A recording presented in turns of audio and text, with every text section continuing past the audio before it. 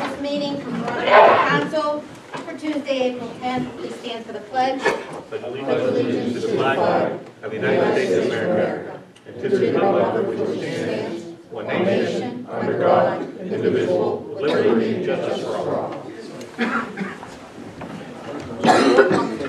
President Ricky Bell. Here. Mr. Conte. Here. Dr. Carpenter. Present. Ms. Waba. Here. Mr. McCarthy. Here. Mrs. Provenza. Here. Mr. Suchovich. Here. Mr. Alexander. Here. Mr. Pitch. Here. Mayor Recupero. Here. No registered comments from the public. Council will now hear comments on the agenda items at this time. Please approach the podium, clearly state your name and address, and limit your comments to 3 minutes. Okay, moving right along, Mr. Penham. I gave everybody a financial report. I also emailed them out. There is a list of bills payable and paid, and we need a motion to pay the bills. I'll make the motion to pay the bills. Motion by Mr. Conti to pay the bills. Do I have a second? Second. Second by Mr. Suchovich. Are there any questions? All those in favor, please say aye. Aye. Opposed? Motion passed. The tax collector special tax report. In March, the real estate taxes that we collected for delinquent, prior year delinquent, are $4,061.20. Real estate transfer taxes collected is $5,287.10. Earned income taxes for the current year, $24,490.25. And local service taxes collected, $1,076.82. And one little note as part of that, real estate for current year bills went out this month, so I would expect that we will receive, that revenue will start coming in. Thank you. Can I have a motion to accept the tax collector special taxes report? I'll make that motion. Motion by Mr. McCarthy. Second. Second by Mr. Conti. Are there any questions? All those in favor, please say aye. Aye. Opposed? Motion passed. We began March with $355,183.43 in the general fund. We received revenues of $73,667.33. Our expenses were $156,012.40. We ended March 2018 with $272,838.36 in the general fund. Can I have a motion to accept the treasurer's report? I'll make the motion to accept treasurer's report. Motion by Mr. Conti. Is there a second? I'll second. Second by Mr. McCarthy. Are there any questions? All those in favor, please say aye. Aye. Opposed? Motion passed. Police chief's report. Evening. For the month of March, we had 128 complaints, 22 crimes reported, 19 cleared, 17 arrest charges, 12 crimes code summaries, and 11 vehicle code summaries, 33 borough code summaries issued, and 144 borough parking site tickets issued. Our revenues, magistrates' fines collected was $1,092.53. Borough fines and fees collected at $865. Police reports, $45. Amusement device permits, $1,400. Municipal fines, $86.43. The total fine fees collected was $3,488.96. And we had another $295 in parking permit fees. Mayor had talked to me a little bit about trying to get some more cameras at the parks and stuff, and I talked to the engineer a little bit about it too. The district attorney's office is we have cameras set up in the community that he can add on to for a pretty minimal charge, because we have 3 other cameras at Allegheny River Boulevard and Center, and we already have one at Cribbs Field, and it's mounted above the pavilion there. I can almost read license plates at 2nd and South from that camera, so they're excellent cameras. And basically what he would do there is put a fixed camera just on the children's playground. So we always had one at the children's playground, and then use the one that we already got to scan basically the whole park there. And then I could see the basketball and sign that we keep messing with. And speaking of the signs, by the way, I did get a young man to confess to damaging the sign the first time it was damaged. Little 9-year-old kid, goofing around, broke the sign. I've already issued a bill to his mom to get replace the sign for that first damage. I haven't quite got the second incident solved yet, but I'm still working on that. But get back to the cameras, and then we can put one out at the park, and then one on in the building here, basically trying to pull that part. He's talking about a little less than $2,000 back, because he's already got the system, everything's set up. He's just got to add to it, so that's why it could be about that much. I haven't got a quote from him yet, but that was give or take a little bit what he was talking about. How many more cameras would that be for that? Well, we're only going to have to buy 2 more. One, because we already got one that's available to use, so that could go up to River Park. We have to buy one to put here that would be scanning, that kind of stuff. The fixed one that would go towards the kids' playground, it's just a couple $100. So we're only buying 2 more cameras, basically. And we already got one that we can use, the next one that we can use. Question. Can I ask a question? Yeah, So, how many cameras do we actually have right in now, the entire borough? the only cameras I know about that I want to talk about is the district attorney's office. We had other cameras, but we don't use those cameras anymore, they don't work. The ones that we have right now, we have 3 at the intersection of the ARB and Center, and 1 at Cripps Field. We have another one that's kind of a floater. So right now we got 3, 4, 5. The 5th one we can use to permanently down at the park. So we'd have to buy 2 more, 1 here and a fixed one at the kids at the Cripps Field. One towards the kids. So the other cameras are just like the ones that don't work are mounted on poles somewhere and just Yeah. sitting there? Yeah, that was a different company Yeah. that kind of just didn't take care of the equipment. Okay. So the ones that you have now, how long do they hold on to the information that they record? I can't quote a time, but I've never had any problems going back and getting any information I need. And so I'm assuming at least 30 days, if not longer. Now, the cameras up at Cripps Field, those are wireless, so I have to drive, you see, and that's the thing about putting a camera out at the park. I've already got the system set up in the laptop on my squad car, the squad car that I use. So I drive up to Cripps Field, I can download the information onto my laptop if I want to save anything, or I can at least look at it. I did it a couple weeks ago, works real well. So that would be the same thing I would do out at the River Park, is he would have a wireless system set up there, and I would just go down there and I could do it from my squad car. The Okay. one here, he can bring right into the, So is there a camera at South in ARB? no, because there's no power there that they can hook into, and that would just, I mean, it's not that we can't do it, it's just gonna cost more money to add that in, and that's something we can talk about later.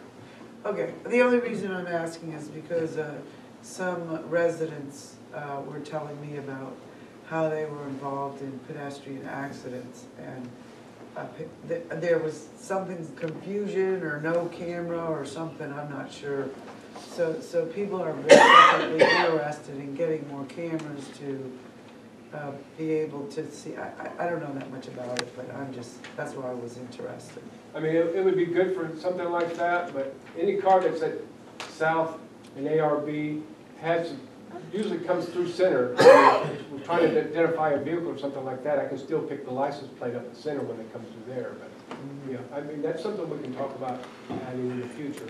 I would just have to talk, I didn't talk to him about South and ARB and how much that would cost to add over there. Maybe some, when they put the new light in down at Wildwood, have some electric run there. Instead of messing with South, just have the electric added with the new Yeah, but that light. intersection, I think, is what she's particularly concerned about, is if there Yeah, was but an driving on each end of town is what I was thinking. Look, It'd be better than nothing. Yeah. It's a possibility. and I still think he's talking about adding a camera out at the light there at McDonald's. They're just, because that's kind of Penn Hill, they're still going through that idea of stuff. So that you would catch everybody coming into town and leaving town. Because the next cameras are in Oakmont, out at Halton Road and stuff. Those are all part of the district attorney's office Yes. system. And I can view those, I can view almost any camera in this general area as far as, I can view all the way out to the Toll Road and Harmer. I mean, I can see all those cameras. But as far as right here, Yeah, is the 3 cameras that center an ARB. And that's because the power was already there from the previous work okay, and up at the park. yeah. All right, thank you. And one other thing I wanted to mention, I got a call the other day from the district attorney's office, and we have opportunity, if we're interested in getting a portable fingerprint reader. Basically what that does is, when we stop people and they give us false information, or we feel like they're giving us false information, you can take the scanner, it's about the size of a cell phone, a little bit bigger than a cell phone, have them put their thumb under their finger on it, and we can identify them if they have a criminal record on who they are. You know, people try to cover up if they have warrants or they don't have a valid license or something like that to try to get false information. There would be a maintenance fee. He said they would give us the scanner. The maintenance fee the first year would be covered, but every year after that's $1,000 a year for the maintenance fee. So I just wanted to bring that up. And I'm interested. I think that would be a great tool for the police department, but I just wanted to bring that up. Thank you. Thank you, Chief. Thanks, Chief. Thanks, Chief. Okay, can I have a motion to accept the police chief's report? I'll make the motion to accept the chief police report. Motion by Mr. McCarthy, is there a second? Second by Mr. Conti. Are there any questions? All those in favor, please say aye. Aye. Opposed? Motion passed. Fire chief's report. Slow month, we had five calls. A couple of them were that, I don't know if they were in this month or at the beginning of April or at the end of March, was that pipelining going on. And we were getting a lot of snow from that, but it was a pretty slow month, so nothing really major. We got one new applicant come in. He came in for an application last week. So one of your local police officers is joining up, so. Okay. So we like slow. Yeah. Yeah, if we can get some more, if we can That's get some more data, that would be Okay. awesome. More people want to help us out. Motion to accept the fire chief's report. I'll make a motion to accept fire chief's report. Motion by Mr. Conti, is there a second? Second by Mrs. Loalbo. Are there any questions? All those in favor, please say aye. Aye. Opposed? Motion passed. EMS report. For the month of Verona, for the month of March, we did total of 25 calls. 6 ALS, 11 BLS, 2 refusals, 3 cancellations, 1 DOA, 1 false call, 1 lift assist. We've been averaging about 320 calls total each month for our entire area. April 28th, we're having our first annual health and safety fair over at the Taylor Building in Harmer. It's open to the public and it's free admission. Different vendors on site, as well as all the fire departments and police departments in which we cover. So, be a good time. And Where is that again? the Taylor Building, Taylor. Harmer. Right next to the Harmer House. Right next to Harmer House. What was the For time? Derby's offices. Yes. Times again, Jerry? 11 to 4 on Saturday. And we will have a squad car in it also. Jamie, We'll have an engineer. I have the calls for the month of March. Several of these are not, they don't give the ambulance company any money, correct? These calls, Yeah, like the refusals. like the lift assist and that, I mean. The lift assist depends on a subscriber. If they subscribe to the service, we give them, I think, I can't think off the top of my head what the exact number is, but they do get a break on how many times they call a year for a lift assist. And then once they reach that mark, then they will start getting a charge. Okay. But I think it's like 5 times you're allowed to call, and then we won't bill you until the 6th or 7th time that we're there. The cancellations and false calls, no, we don't get paid for those. The ALS and BLS ones we do, we submit, we do part of billing the insurance companies, and whatever the insurance company pays. If they're a subscriber to the service, they would receive a break in a discount price. If they're a non-subscriber, then they'd be responsible for full co-payment of the bill. Thank you. Can I have a motion to accept the Lower Valley ambulance report? Make a motion. Motion by Mr. I'll Suchovich, second. second by Mr. Conti. Are there any other questions? All those in favor, please say aye. Aye. Opposed? Motion passed. Chris Field. Yeah, I have two quick things. Cribbs Field, officially, when does the police start opening that? I got an email from, I think, the RA, Brian Duncan, asking, you know, the field was a nice day today, should it have been open? Is there some direction that we can give? I think it's Are we ready for that? weather permitting. Right now, I was up there yesterday and with RAA, and it's still muddy. So, Yeah, My own yard is muddy. yeah. It should, normally it's open by now, but with this weather that we've had, it can't be open. Well, it could be open, but you'd have to make sure that nobody goes on the infields because it's all mud. Well, I guess the question is, when, I mean, supposed to be nice the rest of the week, when would you like us to start Yeah, opening? I would say if we get the weather we're supposed to tomorrow, I'd say tomorrow noon. It's just hard for us to try to keep them off that infield, though. Yeah, that's the issue. Unfortunately. When I was up there yesterday, I talked with RA and I told them, if it's open and you're up here just practicing, please stay on the grass as long as you can before you get on the infields, and they understand. So we can start opening it. I would say tomorrow would, I would think too. I know what this weekend is opening day for baseball player also, so I know that. I think it's either this week or next week. It's next week. Next week's the Next parade, week. or is it? Oh, okay. There's no parade this year, is it? They're not having a parade? They haven't done a parade in a couple of years, I don't think. They've only paraded around the field, but they're not even doing that this year, Okay. because my grandson played. Thank you. We do have scheduled practice. They were supposed to practice last night and. Yeah. You know, one grandson's up there right now practicing. Still winter, As huh? long as they stay on the grass, I think it's not an issue. Just gotta keep them off the dirt. And then one last thing I don't have on here.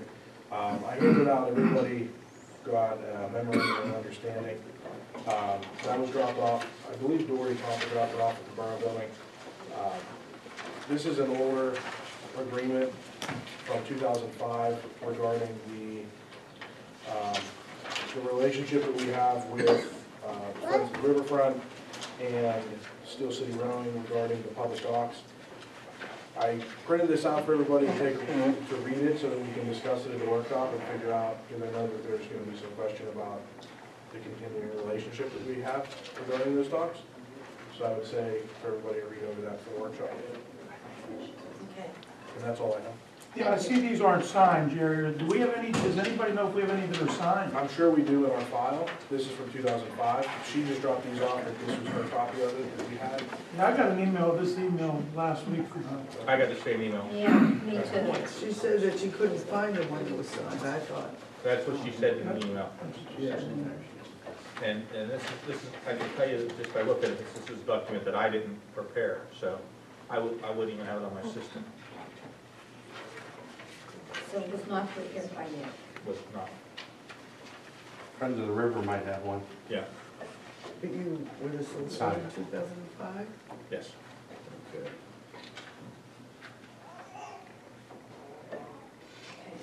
Thank you. Mayor. I was gonna bring this up, but I didn't know you had this. The agreement? Yeah. So that, where we at with the spraying of the field? Did we get any bids? Yeah, I got a bid. I'm just waiting for it to come in. And I actually had the guy bid all the parks just so we can get it and break it down per park. So that we can see it, then we can decide whether we want to do all of them or just cribs or whatever we want to do. We do leave it closed for a day. Yeah. In the past, you know, we don't want kids on there with the chemicals. The pavilion up at the park up there, we need more lighting under there. It's dark as could be. There's one light, but over where the bathrooms are, it's pitch black at night. So we definitely need more lighting there. Where are you talking about, Dave? Up at Cripps Field, at the Oh. pavilion up there. Where the bathrooms are? Yeah, yeah, it's very dark there. When the Are we still locking up the park though at dusk? Yes, Okay. yes. Up at the ball field once again, Matt is working on the flagpole. I'm sure he has a report on that I brought up before. And I had talked to Janet and Dominic about the scoreboard, protecting it. I guess somebody will bring that up, either one of you. Emergency management, I spoke to Penn Hills up at Seven Springs. They're interested, just to hear what gentleman by the name of Bruno over in Springdale. They have several communities are with them on emergency management. They consolidated is the word I was looking for. And I'm hoping to do that here with Penn Hills, possibly Oakmont. I'm going to speak to someone from Oakmont on consolidating emergency management. And I'm going to set up a date here shortly. If anybody's interested in going over, you're more than welcome to.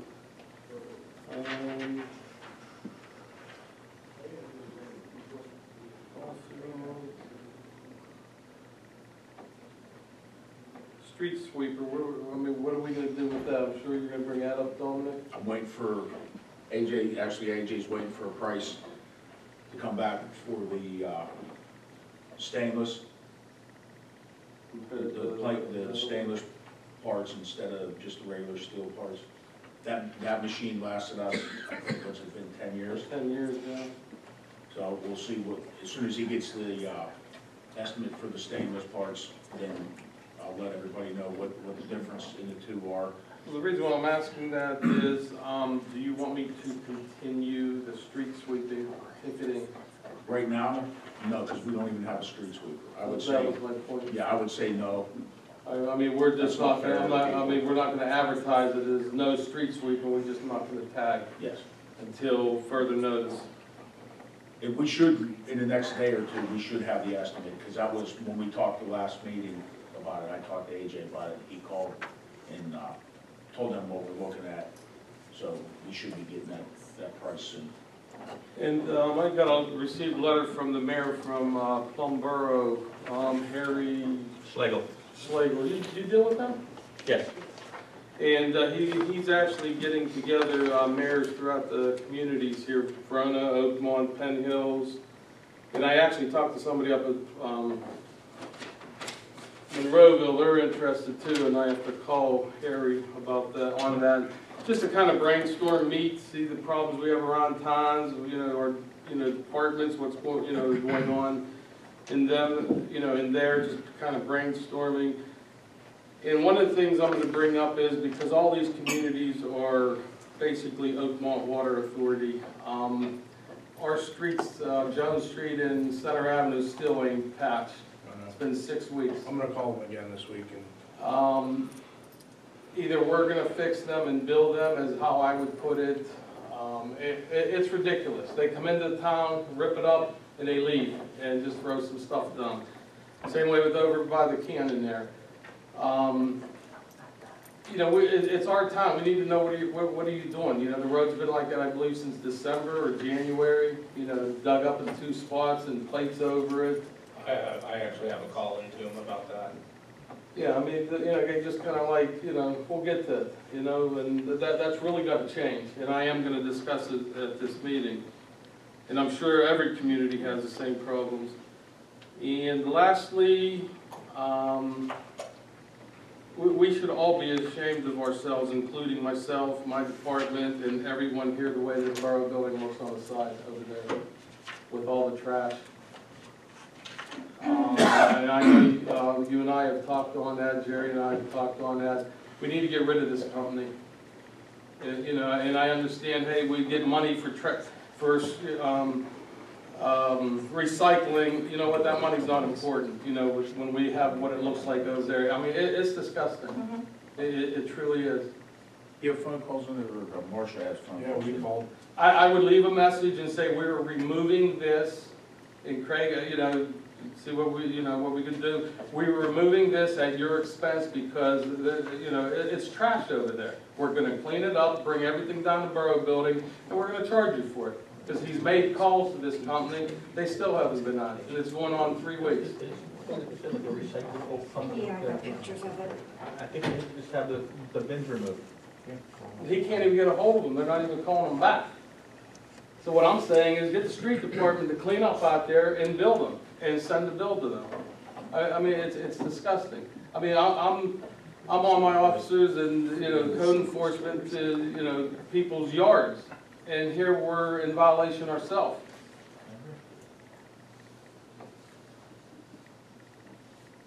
I would totally get rid of the company and find, you know, waste management or something. You let me know what you find out if you're just gonna get rid of the stuff in them. Can somebody forward me the contact information for these folks? Sure. Then I'll try to see what I can do. Yeah, who is the company? Main Street or odd name? It's an odd name, and I don't know what I'm, Oak something. it's like ABI. And we've had problems with that in the past, no longer too. in existence. It's like oak, something like oak leaf, I can't remember the name of it. Maybe you're calling the wrong number. Yeah. It might be the wrong company. I mean, because it's Abitibi that is, they were out of business a couple of years ago, and so the company bought them out. Yeah, but we shouldn't have to call them. I mean, You're right. you know what I mean? If No. it's 2 weeks, they No. should come out 2 weeks. Sorry. No, that's fine, but we shouldn't have to call them and keep after them. I would get rid of them, I would look for another company. Because they've done this in the past, and if you all remember, we've had this problem once. You know, maybe not, I know once, but I'm sure it was more than once. We were contacting the wrong company. Those are the records we have, Abitibi, or whatever Well, it's I mean, the called. phone number's on there, so I'm sure, it's not on there? Do you want me to try to get the right companies? Yeah, can you? Okay. An email Is- to Jerry and me.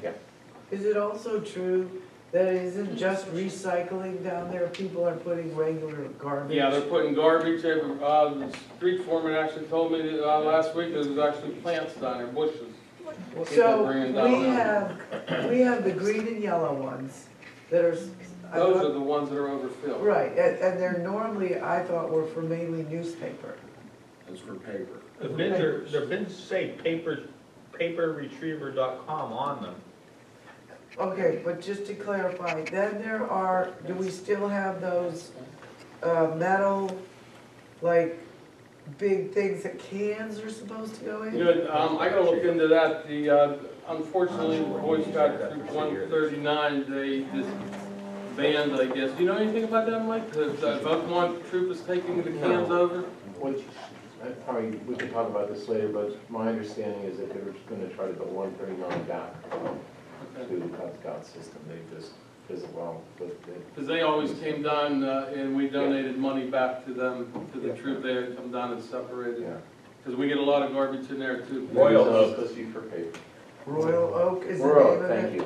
Royal Oak. And it was oak something. So we have the green and yellow ones, we have the open can ones, and is that it down there?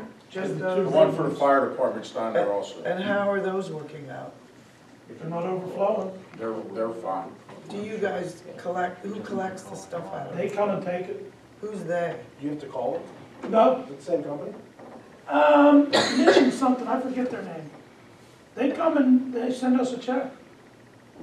See if I can see. And do you know off the top of your head approximately how much you guys make off of that? Like $10, $100, $1,000? Probably like, no, I'm not 1,000. 500? I don't know, I'm not the Well, that's treasurer. not the issue. The issue is the garbage pile here. Jerry, we'll call. This is called Missions Partners, who we deal with. Yeah, we need to take care of that. And the last thing I have, if you're done on that subject, is I know Sandy, you had brought this up, 3rd Street and Church, and I got a phone call last night. I did go up and look at it, and I did call Bob, yesterday I called him, didn't I?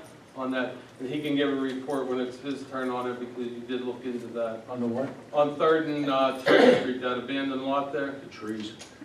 Yeah, you want me to give it now? Yeah, you might as well, because it's one of my things anyhow, so. Okay, there were 2 lots up there, and one was assumed to be owned by the borough. We don't own either of the lots, but the lot that the kids are playing on is owned by McDade's. So I have a letter out to them that will respond to me by Friday as to what the situation is. They're gonna clean it up or do whatever, but I'll find out from that point, and if nothing happens, then we'll have to cite them. At 4 o'clock today, there was a buggy laying there on the side. I mean, there's a Yeah. lot of garbage up there, That's lots what of she garbage. said, the giant eagle cart. I don't know if it was Giant Eagle because it had an orange handle, but it doesn't matter, it was a buggy. And I stopped there to take a picture of it on my way down and it was gone. The buggy's gone. But the tent, the fabricated tent that was Yeah, there. evidently the kids are smoking and so forth, and once this dries up, that can be obviously a fire potential hazard, yeah. Mhm. So that was one of the approaches in the letter.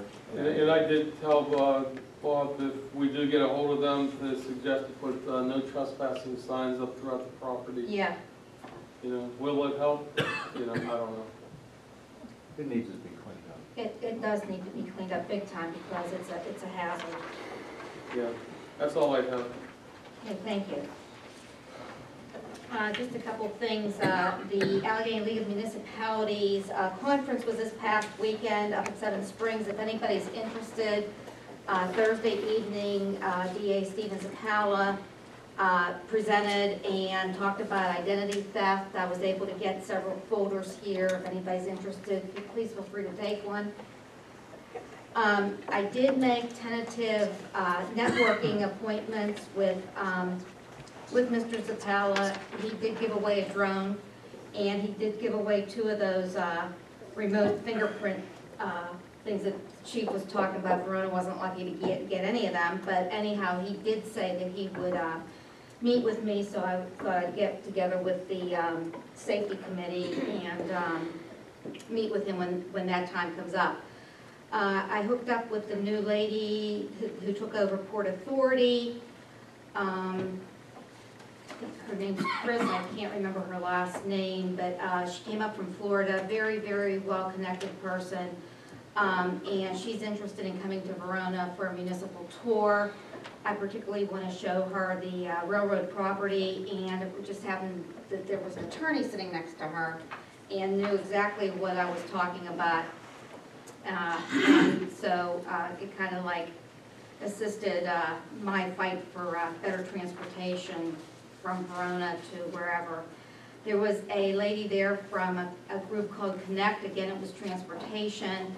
So I'm going to try to get on their board of directors and see what we can do for Verona. And also a lady by the name of Darla, who works out of Fitzgerald's office. She is interested in coming to do a municipal tour. And Darla had nothing but very, very nice things to say about you, Mr. Forbeck, very nice things. So I thought, well, that's a good connection for Verona then. I did, a lot of the presenters showed PowerPoints, which were wonderful, wonderful, wonderful PowerPoints, but did not bother in having any kind of handouts for the people in the audience. So I have PowerPoints coming to me from EMS that I've already received, and Mr. Steinhaus had printed it out for me, as well as a zoning enforcement, and the zoning was very, very interesting. So I wanted to share all that information. I wanted to give you a COG update. I met with them the 4th Wednesday of March, and they have not received or even purchased the equipment that they had talked about, mostly because of the weather conditions, as well as where are they going to store this stuff when it comes in. But when it does come in, they're thinking about training certain people from the varying communities so that people aren't randomly just running this equipment, that there'll be trained people there. And I think Senate Engineering had said that they would provide the training. Not you, but Mr. Taylor had said it. They also talked about the Gaming Economic Development Fund, Matt, and I wasn't sure if Verona was eligible for that, the GEDF. It is, it's mostly focused on transportation projects, but it does have a minimum. I've been talking with Tom about it. It's actually running its course and they're snowballing it in with the CITF. Okay. So it is a grant that we can look at in the future. Do we need a motion to authorize you to look into this and to apply? The due date was April 27th. That's the only thing that I'm concerned about, because we're working on a timeline here. I mean, there's no match required if we get it. And I asked if it could be used for possible watering of the parks and stuff. So we were talking about the sprinkler system out here, and they said yes. So I thought, well, maybe if we would, you know, get this grant and we have some actual money here, that the sprinkling system would work that much faster, because now we're talking money. Yeah, I'll definitely talk to Tom and see what we can try to get together for it. Okay, so I'll make a motion to authorize Matt to look into the GEDF 2018 with no match required, the Gaming Economic Development Fund. I'll second it. A motion by Mrs. Bell, second by Mr. Conti. Are there any questions? All those in favor, please say aye. Aye. Opposed? Motion passed. Just a couple reminders here. April 30th is the deadline for the shoe drive that's out in the office area there, here at the Borough Building. There's also a box at Verona Elementary School. Just a reminder to the committee chairs that come the workshop, if you could give me kind of like a draft of your committee's mission statement, as well as the responsibilities that you have. Mrs. Loalvo has already efficiently done this. Teachers pass. Brought you a cookie, huh?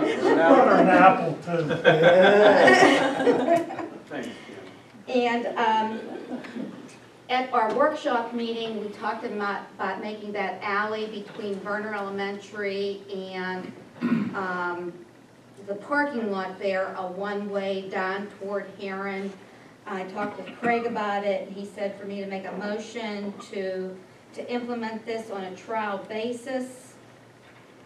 And if we find that it works out well, then that way we can make an ordinance out of it. Prepare an ordinance to make it official. Prepare an ordinance, and maybe we can do this as a trial now as the end of school's approaching, and then come September, enforce it.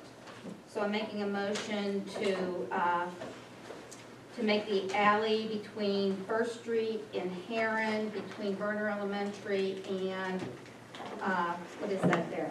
Poplar? Yes. Yes. Poplar, a one-way on a trial basis. I'll second it.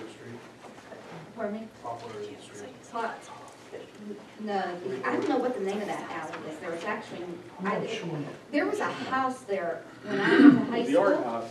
Huh? The old It art. was the old art house there where the parking lot now is. So there was no road there. No, there was always a There was always an alley Yeah. there. But Narrow now it's a house. parking lot, and it's dangerous between the school and the parking lot. Okay, I just want to make sure we get those right. So Okay. we're going to make it one way from From First Street to Heron. to Heron, correct. And I made the motion, I'm not sure who I seconded. second. Second by Mr. Conti. Are there any other questions? I have one question. Yes. Are you gonna put a time limit or time frame, or do we have to put a time frame on any temporary? No, Okay. I think the motion was to revisit in September, Okay. make it permanent. I just wanted to make sure that we were doing the right way. Let me know when we're gonna do it, maybe we'll set, get the principal to send a letter home to all the kids, you know, to the parents. Mhm. It's stating what we're gonna do. Ahead of time. Yeah, ahead of time, we're not gonna tag anybody until everybody gets used to it. Right. But I think if we're gonna put it in place, we should leave it over the summer too. Oh, absolutely. Because if we take it off, then people are gonna forget, but yeah. Right. No, I think Right. it would be good for the teachers to get used to it. Right. You know, April, May, and the couple days in June that they have. But to leave it there to see how it does with the rest of the community as well. I think it's So, a good idea, but it's gonna cause a lot of issues with people coming up south as they block off South Avenue at Heron. They're gonna be very frustrated, and we're gonna, Well, they're gonna have Here's to some go all the way comments down about it. Heron and go up Center Yeah, instead of cutting until- through the alley. until everyone gets used to it, there's gonna be issues. That's why I think it's important to send a letter home, Yeah. stating we're gonna do that. And Do you- when? Start it. Right. Yeah, you gotta let me know when. When do we wanna start it? I mean, we've already discussed this Yeah. at the workshop in March. Do the middle of the week, give this way, give AJ time to put it on his schedule. What, middle of next week? Yeah, next Wednesday or Thursday. I'll have him have the signs, Sandy. get the signs and have it set up for Wednesday. Did you talk to Verona, or they know this, that this is possibly gonna happen? I've This is talked to them planned, about so- the danger with it, and they've agreed with me. Okay, Okay, they have agreed about that, so I told them I would look into it. Okay, but I haven't told them that we've moved on it because I didn't know where it was I going. wanted to tell them that. Right. Very good, thank you. So the trial will start April 18th. The trial will start April 18th, correct. Okay, motion on the floor made by me and seconded by Mr. Conti. Are there any other questions? All those in favor, please say aye. Aye. Opposed? Motion passed. And Wait, who's gonna write the letter? The school. The school? notifying the parents. Okay. And you think that they can get that all together by next Wednesday? Okay, They can probably have it to do tomorrow. Yeah. okay. This is Ann Brothers. And I will talk with the principal and the secretary, Yeah, that'll work. okay? Yeah, for some reason the school feels that they can't implement it, they can come to us and say, hey, can you push this back a week? Yeah. And then I will, send out an email to everybody. The only other thing, Nancy, I wasn't sure when we were gonna get together for the borough workshop, the training. The LGA, Yeah, yeah, I don't either. okay. I'm just trying to survive. All right, and I was wondering when we were going to meet regarding the ordinance for bullying. I have some of that stuff on the Okay, report. very good, thank you. And then the only other thing is, at the workshop meeting, we had discussed about the communication committee meeting, Sylvia, talking to Ms. Del Rosso and Jessica. I don't know what Jessica's last name is, she lives with David. Yeah. Verona. Oh, huh? I believe it's Verona. Okay, Verona. It is. Regarding her offer of the subcommittee to the communication. So, we were thinking April 19th at 6:15. Okay, April 19th at 6:15. Here at the Borough Building, correct. Remember she offered to make, help with the communication committee and that. Yes, yes. And we thought that that was a good idea, and Ms. Del Rosso's gonna be part of that. She's the chairperson of the committee, I'll be there, and anybody else that wants to become part of that committee can be there too. Okay? Sandy, Yes, I don't know how to reach her, I don't know her last name. I'm texting you're texting? her right now. Thanks. Thank you very much, Mr. Forbeck. I believe I have her phone number. Okay, that was everything from me. So we are going to move on with council reports. Mr. Pitch. Thank you. I have a few items. I looked into that flagpole for Cripps Field. I talked with Don. The top of the scoreboard is approximately 16.5 foot high, so I think the 25-foot flagpole would work well up there. They run in the range of $1,100, and that is a secured one that has a locking access door, so no kids can play with the rope or anything. I think the road crew would be more than capable of putting it up, because they actually come with a sonotube foundation that you cement first, and then the pole actually just gets wood blocking and sand put around it. So I think that's something we could handle in-house. I also looked into solar lighting for it. Depending on how bright we want to go, it's in the range of $150 to $300 for that. It just would bolt right to the pole. If we would like the motion, I can work with Jerry and the road crew. We can forward and get one ordered. I'll make a motion to order the flagpole and the solar light for Kirksfield. And I will second. And that includes the flag too? I will double check if it includes the flag. I think it includes a cheap, like 3x5 nylon one, but I'll double check. If not the flag. If it's just a cheap one, maybe see the deal. Okay, Yeah, yeah, so it yeah. doesn't fall apart. Yeah, that would be nice. Maybe ask Tom Gold also. Oh, yeah. Oh, Yeah, that's good. yes. We could put Mr. McCarthy on that since his wife has a connection up there in the office. Yeah, we used to get, that's where we would get our Yeah. flags. We get ours from farm. Would you check that out for us? Yeah, I'll get it. Thank you. Yeah. Okay, motion on the floor by Mr. Conti and second by Mrs. Bell for the flagpole at Cribs Field and the solar lighting, correct? Yes. And we're doing, okay, are there any other questions? I have a question. Yes. Mr. Pitts, do you think 25 foot's tall enough? And the reason I'm asking, because I know at work they put a new flagpole up. And if they have to put it at half-mast for any reason, I don't know exactly how high they went, but man, it looks like it's laying on the ground when they put it at half-mast. It's gonna hit the fence too. I did not, That's what I'm looking, that's It what might I'm get thinking. tangled in it. Yeah. I don't know how close we're gonna be to the fence or the flagpole, just something to look into. I did not necessarily think, I was just thinking of at full height, I wanted to make sure it was above the scoreboard, so it wasn't banging into that. But I can definitely check what half-mast height would be, and if so, bump it up. Because we have that extension on that fence too. Yes. Yeah, I think it's a 12-foot fence. I don't know what it is, yeah, it probably should be. Don't they make flagpoles that like could be mounted to them, that, geez, that I-beam that's going up to hold the scoreboard? Yeah, but that's only 16 feet. Yeah, but if you could mount something to that, Right. to that scoreboard, you know, the I-beam. Well, yeah, RAA said that they can make holes in that I-beam to mount something on it. They're in full agreement with that. They don't have an issue with that. That Might was even looking cost you into less something- money for a flagpole if you, I don't know. Yeah, No, I see what that you're was looking saying, into yeah. something different that was separate from that scoreboard, that's all. Okay. Something mounted to the scoreboard would be more of a permanent thing that you wouldn't necessarily have rope to move. You'd have to take it down every time. Okay, thank you.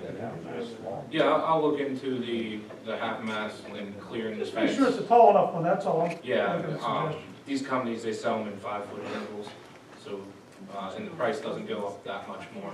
I think like a 40-footer is like $1,600, so only a couple $100 more. So we'll hold the motion contingent on your findings. Yeah, Are you okay with that, Don? Yeah. I can have it for the workshop meeting, that way we can just approve it then. Okay, very good. And the other thing too is, if we need to, we could probably contact Duquesne Lake to put it in for us, because they do a lot of community stuff. Okay. To drill the hole and set it in there, then we could. So we're gonna table the motion until then, or, is that what we're doing? Make a motion. Yeah, make a motion. I'll make a motion. Make a motion to table the motion? I'll make a motion to table the motion until To Matt workshop. finds out about the height of the pole. Okay, and I'll second. Are there any other questions? All those in favor, please say aye. Aye. Opposed? Motion passed. Going back to the cameras, I had looked into several different options, and talking with the chief, I feel just adding additional cameras to the system he already has is gonna be the cheapest, best option. The cameras themselves are not really where the cost comes in, it's the system of recording, and it makes sense, being he has one set up already, why not just add to it instead of having a second system in place? So I would say if he can continue moving forward, getting that quote, I think he's on the right path with that. The other thing I have, it's attached to the report I handed out to you. I did talk to the road crew, listened to some suggestions, and these are just very preliminary numbers of a couple options for a paving project this year. Just going off some real basic square yardage numbers and some prices. One of the ideas was the Front Street, Selden Avenue area. I do have a call into the water company, because I feel if we do that, there should be some cost sharing associated with that, like last year on Spruce, being that there are water line issues there. Plus, before deciding on that one, I would want to make sure that they don't have any plans to replace the water line after we would pave that area. At the workshop meeting, we had some residents explaining some concern of not, so I put some numbers together for that. Talking with AJ, he said one that he was aware of was Vogel's from Athletic to the dead end.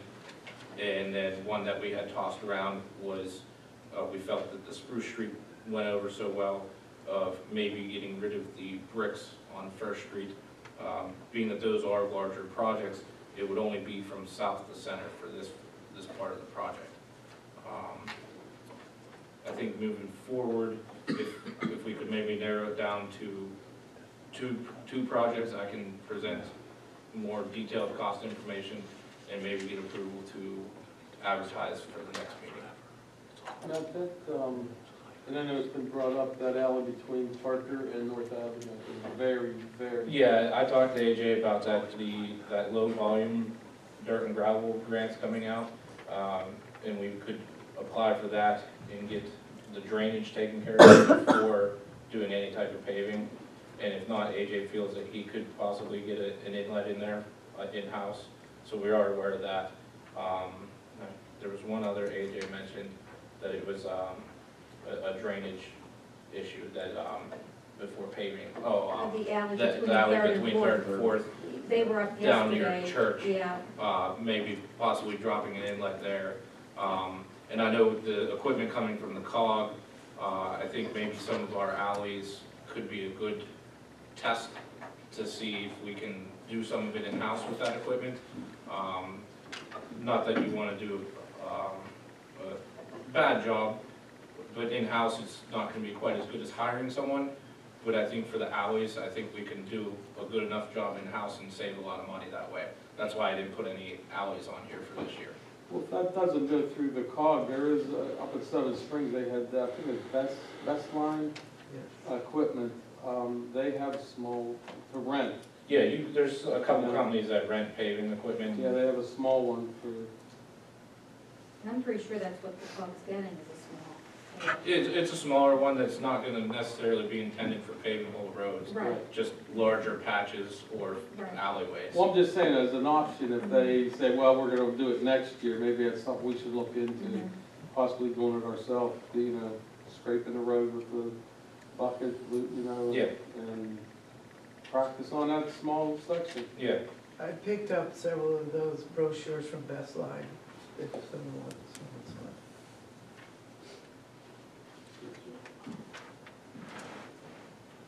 Okay. Well, would you like to discuss the roads that we picked in a little more depth, to try to narrow it down? Oh, sure.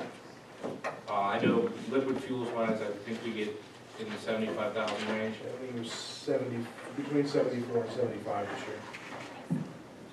So if we went that way, we could possibly look at doing like a Front Street and Verona together, or looking at replacing the bricks on First. Well, that would take up all the money on First, right? First, yeah, that would be the only project, yeah. 81,000. The First Street, was that a liquid fuels road that we could use additional money from prior years? I can double check on that. I'm not sure off the top of my head. If we were to do, I have excuse me, Dave, I Yeah. have a question on First Street. That was all dug up, if my memory serves me correctly. Oakmont Water dug that up, because they were doing some work and some repairs there. And then they put it back kind of shoddy, because it's been wavy since they did it. Wouldn't that be their responsibility to fix it? If we could prove it was them, Well, we kept asking that they come back. I remember that quite well. They did say, we will, but they didn't come back. Was that on South to Center, or was that on Spruce Sylvia? I can't. That was from North 82 Center. North to Center, and this one's from South to Center. And it's bad. It's just like a baby roller coaster. yeah. And there's puddles of water now. And that was It gets part of- worse as the time goes on. That was part of looking at this. I think out of all the roads that are still brick, I think First is probably the worst. It is. And I think both sides of it are about the same and holes and everything. So I just had to pick the section by the school to, between center and south first, to repair. We could always shift it to the other side if we want to. It's about the same distance. Hey, Matt, that section of road there was actually repaired years ago, and the water department never repaired the curbs at all. So as you come up center and make the right towards, on First towards south, that whole section for about maybe 70 feet or so has never been put back to its original state. It's actually just piled up asphalt. Yeah. Well, through this, we would remove all the bricks like we did on Spruce, get it down to a good stone base, and put a nice asphalt cross-section in there. Oh, you wouldn't re-brick it again? No, it would be asphalt.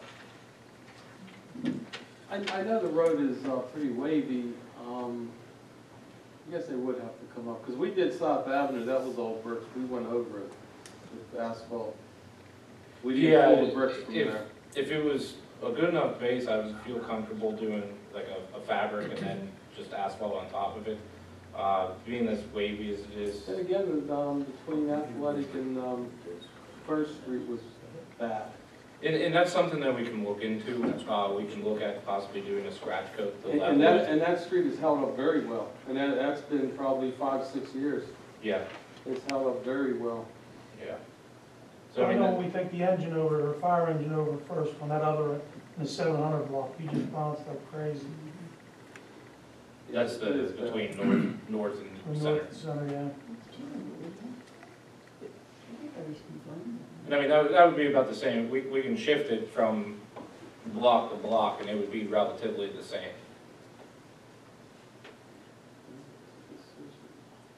But you feel it's too bad to just asphalt over the top? We can take a look. It would take more than just putting asphalt down. We'd have to do a scratch coat first to fill in all those voids.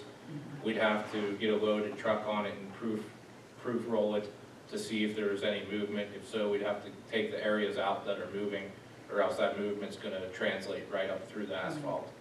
It's certainly not even, Matt. So I mean, and then the only problem there, and I didn't take any measurements yet, when you're adding to the road surface, you might start losing the curb depth and allowing water to run off of the road when you want to keep it in the gutter line. When it rains, you'll have puddles like this. Yeah, yeah, because of all the low and settling Right, spots. it's settled down.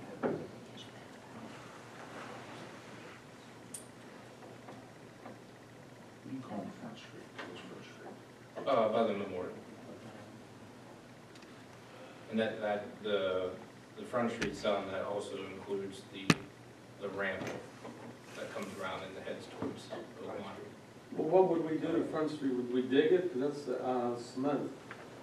No, what I had there was just a mill and overlay, and then I had some binder and base put in there for where like the utility was, because obviously they dug for where the water line was.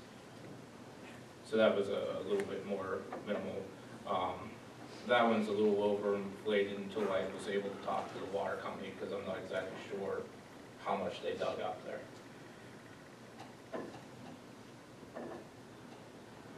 And we're gonna decide, are we gonna do 2 streets, or we're gonna do 1 block of 1 street?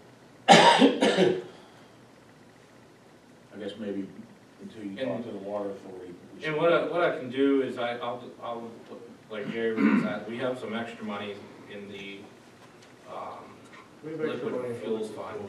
So I can double check, and if First Street is acceptable for liquid fuels, the only downfall with that is you have to run it through PennDOT for their approval. So it's a little more extensive on the design side, because we have to have drawings and everything. But if we have the money sitting in the fund, we can use it and possibly do 3. So if you would like the table, I can have more information for the workshop. I would rather see if that's possible to do it that way. Okay. Can you come to the workshop? Yeah, I can come. Yes, I'll get a little more detailed information on those two and find out on First Street for sure, the liquid fuels, applicability for it. Okay. Thanks, Matt. No problem.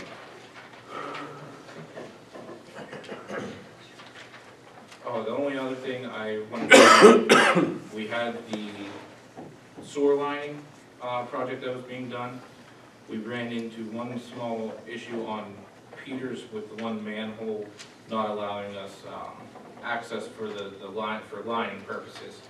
So that was 315 foot of liner that was in the grant that we can either eliminate or use elsewhere. My recommendation would be that we were to use it somewhere else around town.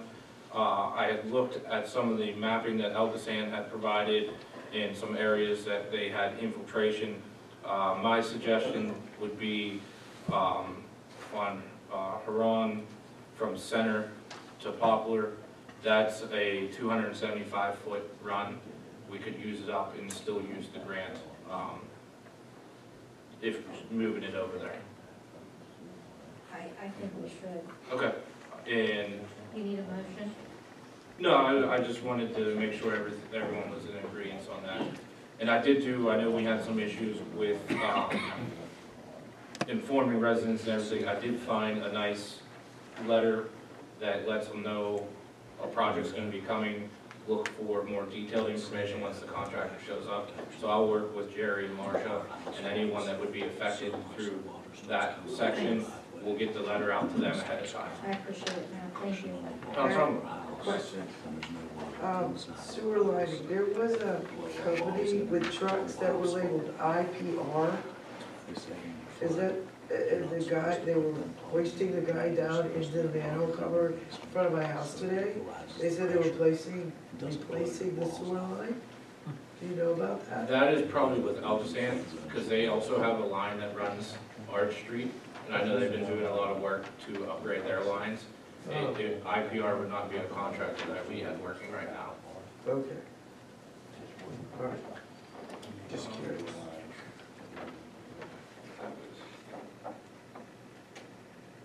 Want to say anything about number 5? Oh, the Arley grant for Wildwood Avenue, there was just an update to the discrimination clause from the state. We acknowledged it, got it sent back to the state. So we're just waiting on them to get us the contracts and then we can get started on it. Talking with the traffic signal designer, we're thinking that it can probably be designed and out for bid in sometime around the October time. Then whether, depending if the contractor mobilizes or not, the poles can take up to 6 months to order in. So we're probably looking about a May, April construction time as of right now. I know that's still off in the future. And then the picture that I handed out to you, I mentioned that at the workshop. That's a sewer line on Diamond Way. I just wanted to show how bad it is. It hasn't collapsed yet, but it's on the verge of it. I did get one quote back from the contractors I contacted. I don't want to say the exact amount, but it is slightly over the bid threshold. So I would just like a motion to formally bid the project out since the quotes are going to be higher than what's allowed. Is this the one behind the Eagles? It is. Between Grant and so? Yes. Or James and so? Yeah. We've had problems there before. And that's where those sinkholes keep occurring as well. Yeah. It was deep. Diamond between James South. and South. Okay, can I have a motion to allow Matt to bid out the project on Diamond Way? I'll make the motion. Motion by Mr. Suchovich, second by Mr. Conti. Are there any questions? All those in favor, please say aye. Aye. And opposed? Motion passed. And I'm sorry, one last thing. Up at the conference, I was able to talk to Elkasan, and they have their Growing Green grant program. We are actually going to receive 2 of them, and they are in the form of reimbursement. So I think most, if not all, of our match amounts for the lining projects that we've already done will be reimbursed through August. Oh, sweet. Nice. Thanks, Matt. So that information should be coming in about the next month that they said. And how much are we talking about? I believe the one, our match amount was just shy of 20, and I think the other one was around 15. So it's gonna be probably in the range of $35,000 to $40,000 savings for the borough. Yeah. That's very nice. Yes, it is. Thanks, Matt. No problem. And that's all I have. Sorry to be so long. Thank you. Mr. Alexander? Thank you, Madam President. Just a few topics to speak to this evening. The food truck ordinance is done. I believe it's been emailed to everybody. These has been sent off to Bob. If you haven't had a chance to look at it, please do. We can talk about it if you want at our code enforcement committee meeting on the fourth Monday. We were unable to have our code enforcement committee meeting in March for a variety of reasons. So we'll double up on it here in April. April 23rd? Whatever that fourth Monday is, yes. It's, yeah, 23rd. While we were sitting here, I was able to find the name of the recycling company based on a picture that Sandy had on her phone with a website, and they pointed me to the direction of Royal Oak Recycling. And from there, I was able to get a local address and telephone number, which I forwarded it over to Jerry. It's on Grand Avenue, Pittsburgh 15225. I'm not sure where that is. It's a 412-264 number. So we will follow up on that. Tomorrow, with regard to the anti-bullying ordinance, I pulled Riverview's policy on anti-bullying. They've got their own definition. It really pertains more to schools. So it does speak to, not school settings. Ours is more in general. I did take a stab at trying to incorporate the two. I haven't been successful in that yet. I figure the best place to talk about this is the code committee meeting in 2 Mondays, 21st. 23rd. 23rd. Which happens to be the day before my birthday, so. Oh, okay. Long time ago, it was 31. But that's, I think what we can accomplish what we want to accomplish, and then we can advertise those last two ordinances. Mayor and council did authorize me to advertise the 3 that are completed, but I've withheld doing that. I want to do them all at once, that way we don't have those fees going 2 different times, because the advertising fees have gone really high. And that's really all I have to report. Thank you. Mr. Conti? I met with RAA last night up at Cribbsfield to discuss some of the things they're going to be doing in the very near future with the lighting, as far as trenching and putting conduits in. And I'm going to meet with them again tomorrow down here at the Borough Building, along with Musco, the guy from Musco Lighting. They're going to open the boxes up, and he's going to show them how to mount the lights to the brackets, make sure everything's right. And they're looking at, probably by the end of this weekend or possibly Monday, having the trenching done and all the conduits put in place and everything backfilled. They want to do it all at one time. They're going to do the scoreboard as well as the poles. And Wade Gauger also met us up there. He's going to give me some information for tomorrow night also. We're going to have to mount a box, a control box over by where the horseshoe pits are. So to keep it out of the way, we want to put it against the fence. So we have to take one, possibly 2 bushes and replace them, place them somewhere else so that we can keep the box against the fence for all the controls for the scoreboard and the lights. And And I was talking with Bob Steinhaus also, I would like to make a move here with the AVR students. We need to make a decision on how many we want to hire. I think Bob said he has 11. There's 10 or 11. one is canceled, there's 10 applicants. Okay, there's 10 applicants. I don't know if it's the right thing to get all 10 of them. I don't know if that's overkill, or if people have enough ideas that all 10 of them can be in this borough doing things. I suggested to Bob, I was thinking 5 or 6. I think that would be, that's just my thought. I didn't want to make any decision until council made it, we all make it together.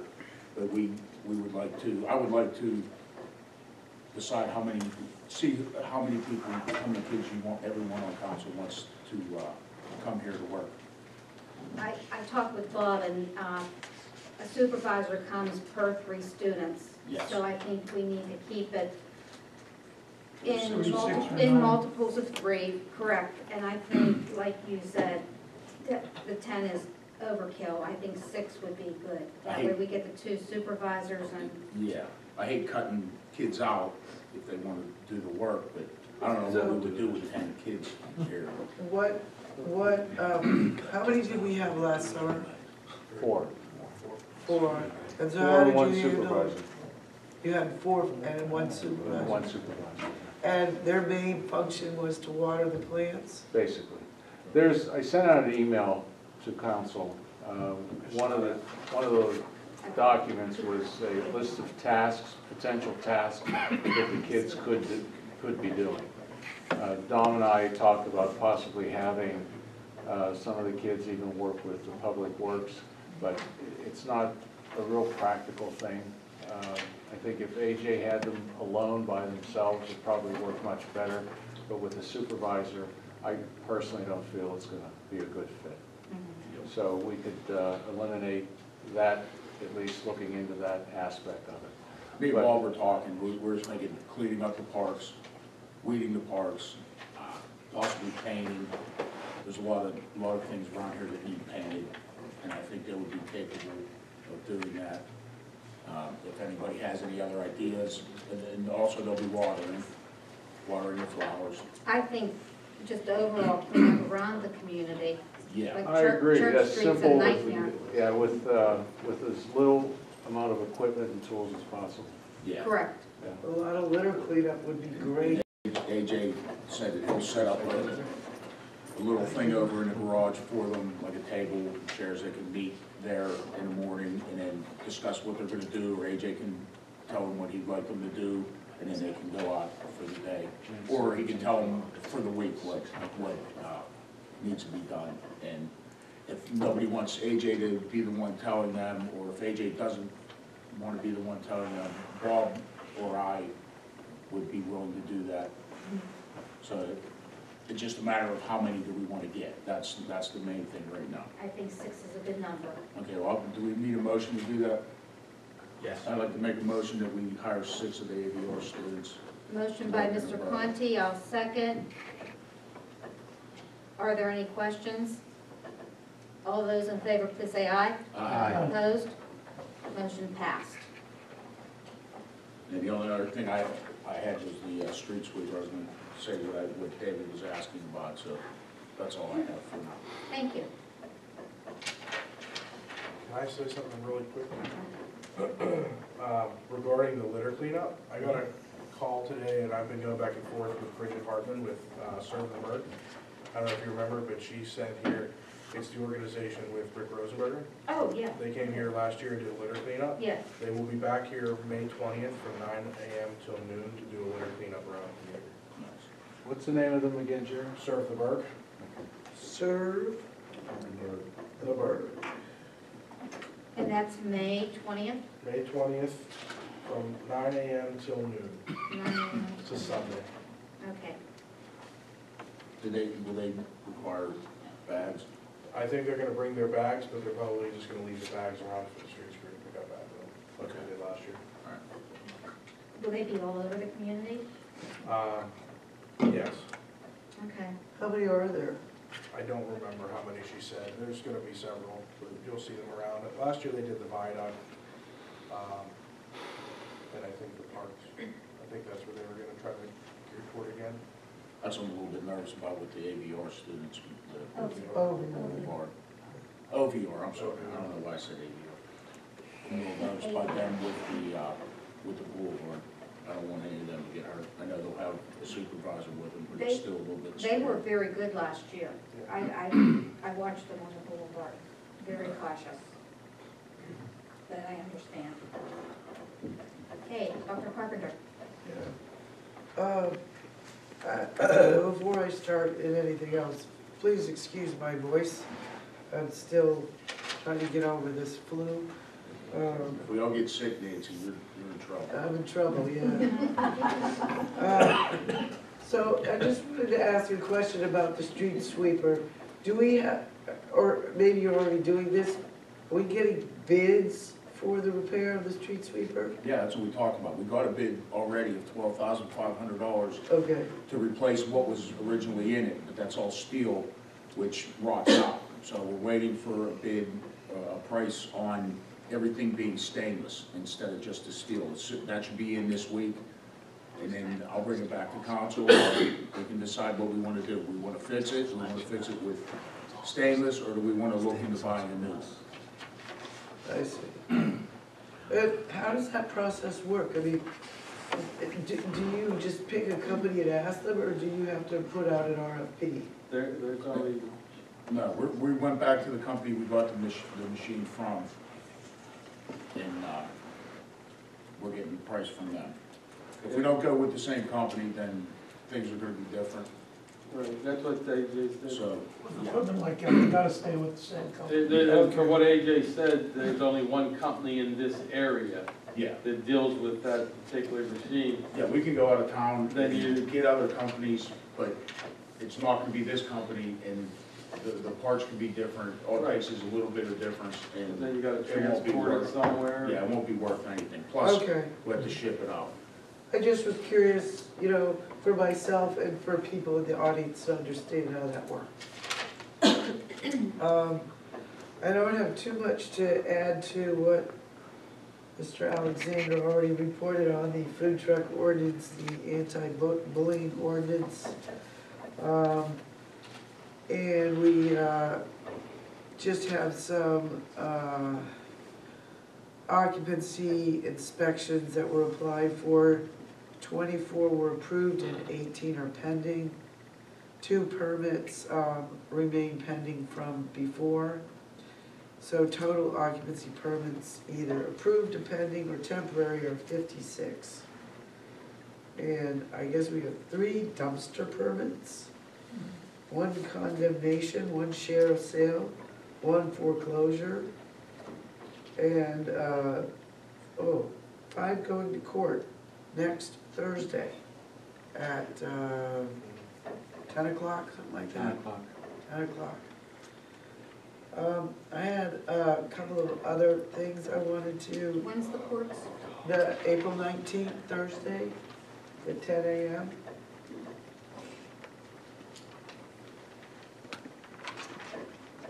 I just wanted to say that I was able to go to my first ALUM conference up in Seven Springs. It was a very interesting couple of days, and I learned a lot from being up there and made a lot of connections, so that was really good. I had a question about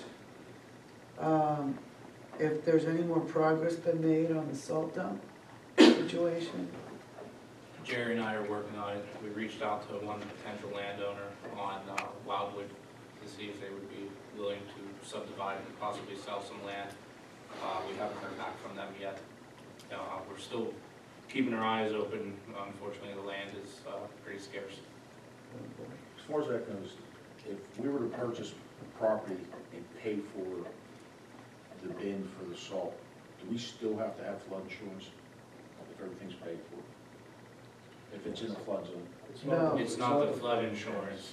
They want EPA. It's the EPA, and because it's classified as like a toxic or hazardous material, it has to be above the floodplain level, which which the original lot we looked at is 3 feet below the floodplain, or what they deem the flood level. So then, because, not only that, but because it's salt, then it has to be an additional 1.5 feet above the water level. So that lot we looked at would have to come up by 4.5 feet to be able to build on it. What is it at now? I mean, I can't imagine that we're above the floodplain. It's not, but it's grandfathered in. Okay, so we're kind of in limbo with that then. We're looking at the possible options. I had even talked to Dave. Worst case option is if it has to remain where it's at and we have to do repairs, that is allowed because the site location that it's at is grandfathered in. I know that's not what we would like to do, but unfortunately most of the town, if you're on the riverside of the tracks, that's with like FEMA and the EPA needs is within the floodplain. And if we can't find something like Matt and I were talking about, we could rip that building down and make a really nice place with a real nice eye-catching fence to blend in with the surroundings. I mean, we're very limited, like Matt said, with land. We're very, very limited. Okay, well, hopefully something will open up. I was also wondering what the update with the website is. Carrie's been reaching out to the gentleman and working on getting the things that he needs in order to get this done. He's working on getting some updated pictures so that we can get some decent pictures, high-resolution pictures on the site. And I'll have a better update on the workshop. So is what's holding us up is the content or the actual website? The content. He has to put the content in it. Okay. I was also wondering, are we supposed to get copies of the minutes from the previous meeting? I usually email them out. I think I'm probably a couple meetings behind, but I'll email them out to you and then we can vote on. Okay. I also was wondering, would it be possible somehow, maybe Mike, you know more about this, I don't know. You know, thanks to Sandy, we had recycling for the residents. Is there any way we could look into commercial recycling? Because with the 5 bars or whatever there is in the town, there are oodles and oodles of bottles and cans that get thrown away in dumpsters every day, including the cardboard boxes that they come in. And I have no idea what the process would be. I'm just putting it out there. If there would be any way for us to have commercial recycling. Or how we might go about doing that. Well, you can, but it's up to the commercial, each facility to be able to contract with their recycling folks. There's some education material. I say that the bars right now, like Rivertown recycles. Yeah, they Eagles do? doesn't. Yeah, they have a separate recycle bin. Eagles could do the same thing. Everybody can throw these bottles away. You can reduce your waste prices easily with that. Or maybe you're a contractor. It has to be up that. We can't force them to do it. One of the problems with some of these places is the space. They have space to put 2 different dumpsters. All the different dumpsters. Can we hold that for a workshop? Yeah. Okay. All right, well, those were, Don, I just wanted to let you know again, that water spot on Arch Street in front of the Algonquin Canoe Club is still there. I notified them, I let them know about it. After that, it's kind of out of my hands. I can ask them about it again, but I did let them know. I'll talk to them again tomorrow, let them know about it again. Okay. All right, thank you. I'll be better Mr. McCarthy? in 2 weeks. Jerry and I have found some information on the information I need for the police contract, and once I get all that to me later this week, I'll get with the committee and let them know where we're at with that, so we can start negotiating the contract with the police. Thank you. That's it. Mr. Sachovich, you're ready. Talked to Mr. Canada today, and everything seems to be everything's good. and we're online, and that's about it. Thank you. Mrs. Lalba. I've got a ton of stuff. First, the active Allegheny grant has been applied for and completed and delivered. Thank you, Mike, and Dave for working on that. So hopefully we get good news shortly. We'll continue with the trail. There's several fundraisers coming up. The flag football tournament will be on June 24th from 9 a.m. to 6 p.m. Cribs. There's flyers that have been updated and ready to be distributed. Does that make sense? Mm-hmm. So they're looking for players and people to help. Also to the state, the flag football, Lower Valley Flag Football Concession Sales has donated a total of $283 this year towards the Verona Parks and Rec. And they also are looking at a Keystone State Wrestling tournament, not tournament, but maybe having a wrestling venue come as a fundraiser. They'd like to do this this summer. So I did give Craig the full details of it. Everybody just has the preliminary, but it could be like looking for a venue, exactly where to have it, to get cribs, or an indoor event, maybe like at William McKinley or something like that if needed to be. But this was brainstormed past couple meetings, and I know they're looking for us to go forth with it if we feel like we're going to do this. I wasn't sure on the fundraising part of the board, of the rec board, and Craig, do you know, I mean, they're allowed to be able to do fundraising? I've read, as far as you know? I've read through this packet, and I'm still not sure on exactly what they're looking to do. I mean, this wrestling promotion offers their services in a fundraising capacity, I guess. So the rec board would hire them to come in and then sell tickets. I don't know. Yes. Yes. I mean, You how pay them, they bring their show, and then you how's it sell. any different than the fireman's fair or anything like that, that we do? Really? The money would then go into the borough's rec board account. Yes. Yeah, I don't, Okay. I don't see that would be an issue. That's an issue, okay. So I don't know if we want to discuss this further. I know they're looking to be able to set up a date, to book a date. I'm not sure how we're feeling with the board here, doing something like this. Were you planning on a date from the 5 that are given here, or are you planning on doing it?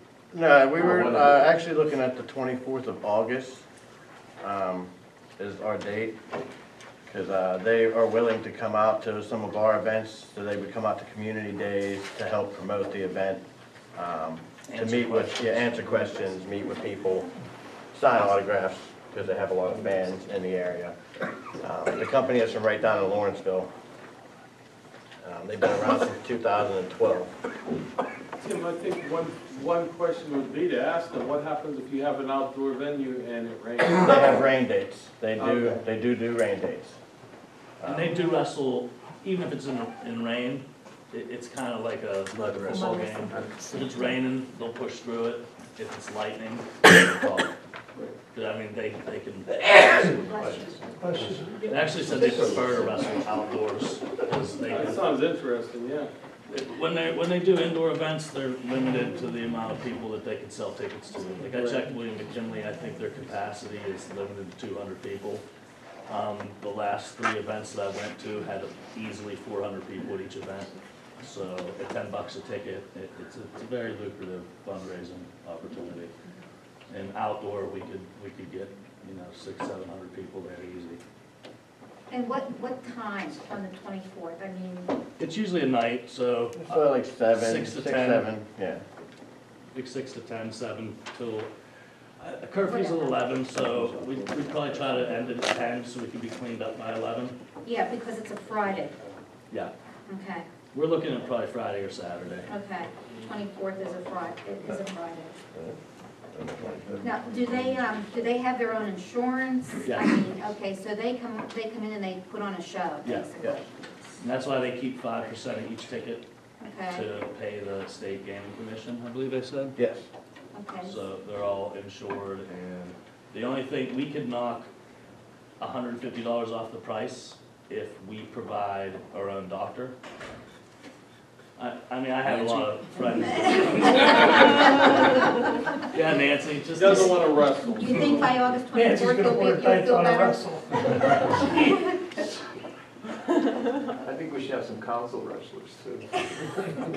They also offer to do cross-promotional things, so if we have things that, like farmers market or something, and we would want to advertise with them, and we would give them a banner, and they would give us a banner, and we'd trade and hang up their banner at like the farmers market, and they would hang your farmers market banner up at their building that they have down in Lawrenceville. If it's outdoors and it's until 10 o'clock, do they provide the lighting, or would it be Crips Field under lights? That is something we would have to talk to them about. I was hoping by August the lights would be up at Cripsfield already, so it wouldn't be an issue. Are you also considering using William McKinley? the I am, gym? but we're limited to 200 there. You can only have 200, capacity of 200 people. That's all? Yes. I just got the contract in the mail yesterday. And you're expecting a lot more, I take it? They travel with 400 people. Oh. So it would be probably their 400 people that they bring, they're diehard fans, they have a lot of groupies. So that's And their then following. another 400 people from our community probably, so. So that wouldn't work. Yeah. I mean, it might, we might be able to do William McKinley as like a backup rain place. Because you don't have to worry about rain there. Yes, or maybe they can turn the air conditioning on if it's late August and it's hot. I was thinking of maybe booking it just as a backup plan in case it rains the whole weekend. Right, We can right. save face and at least get 200 people Something's in better there. than nothing about Yeah. it. Well, if they have a following. Yeah, they have a big following, Yeah. so. I guess I'm wondering where they would park. I mean, I'm thinking 400 cars is a lot. Well, if we were gonna do cribs, I was gonna talk to and coordinate with St. Joe's, see if we could use their parking lot, which, I mean, you could fit a lot of cars in St. Joe's parking lot, and then just the street parking around cribs also. Do you want to table this and talk about it at workshop? Or do you need a date now? I mean, we could wait, they also offered to come out and speak with you in person if you had any questions you would want to ask them directly, so, yeah, that's up to you. Would they come to workshop? They would I will send them an email. Okay. give you a date, they'll apply. April 24th is the workshop. Yeah. They're usually busy on the weekends, during the week they're out promoting, so, yeah, Okay. April 24th, I'll have, it's Yeah, what, that would 7 be good, o'clock? and that way we can talk about this and maybe come up with a date at that time. Okay. Be sure to tell them it's our solicitor's birthday. Right. Okay. He wants to wrestle. You won't want anything to grease the He's the wheels. one with the mouse on. What do you want on your cake? They did a thing at one place, Vince told them about The spirit, or, the woman and the mayor. the Bloomfield. battle under the bridge down in Bloomfield, under the Bloomfield Bridge, they do it every year. And, the mayor got involved. She got in a wrestling match and they won, so. But it was very good for, just well-being of the community, getting everybody You involved. wrestled in high school, In didn't you? high school, yeah. She was 90 years old or She something. really didn't wrestle. I hit somebody in the head with nachos, and then she got in there and pinned the guy for the win. Yeah, I mean, the mayor of Bloomfield's probably, she has to be over 80. I forget her name, but This she's, summer, the rec board's also taking over the movies at the park, and it's going to be the first Fridays of the month. Rain date will be Saturday, the first Friday. When would it start? May. May. Right, did we say May or June? We ended up settling on June 1st, which is the last day of school.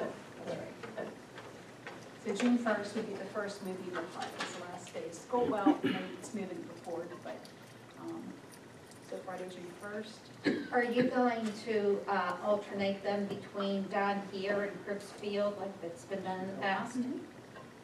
So is the first one, where's the first one? Cribs or River? They haven't decided, is their preference? Flip a coin. Yeah. Yeah, doesn't matter. And then they're also doing yoga in the park, and that'll begin May 17th. It's going to be the third Thursdays after the farmer's market down here, from 7 to 8 through September. From what time? From 7 p.m. till 8 p.m. I just want to make a note that that's the same Thursday that the Historical Society meets, the third Thursday of the month. If they're in here, right? Yeah, I mean, this would be in the park. Well, yeah, I'm not saying it would be a conflict of location, just that, you know, maybe the people who go to yoga also want to go to history, I don't know. Something to think Also, about. June 9th is the bike derby. They would like to, the parks would like to, Rev would like to extend the bike derby later in the day to continue with a community bike ride. It'll be about, they were discussing maybe like a mile back and forth with different. Did they talk with Sergeant Francis about this? Because he's, okay. What date's that, Janet? June 9th. June 9th. But we can discuss this with the sergeant as you guys further.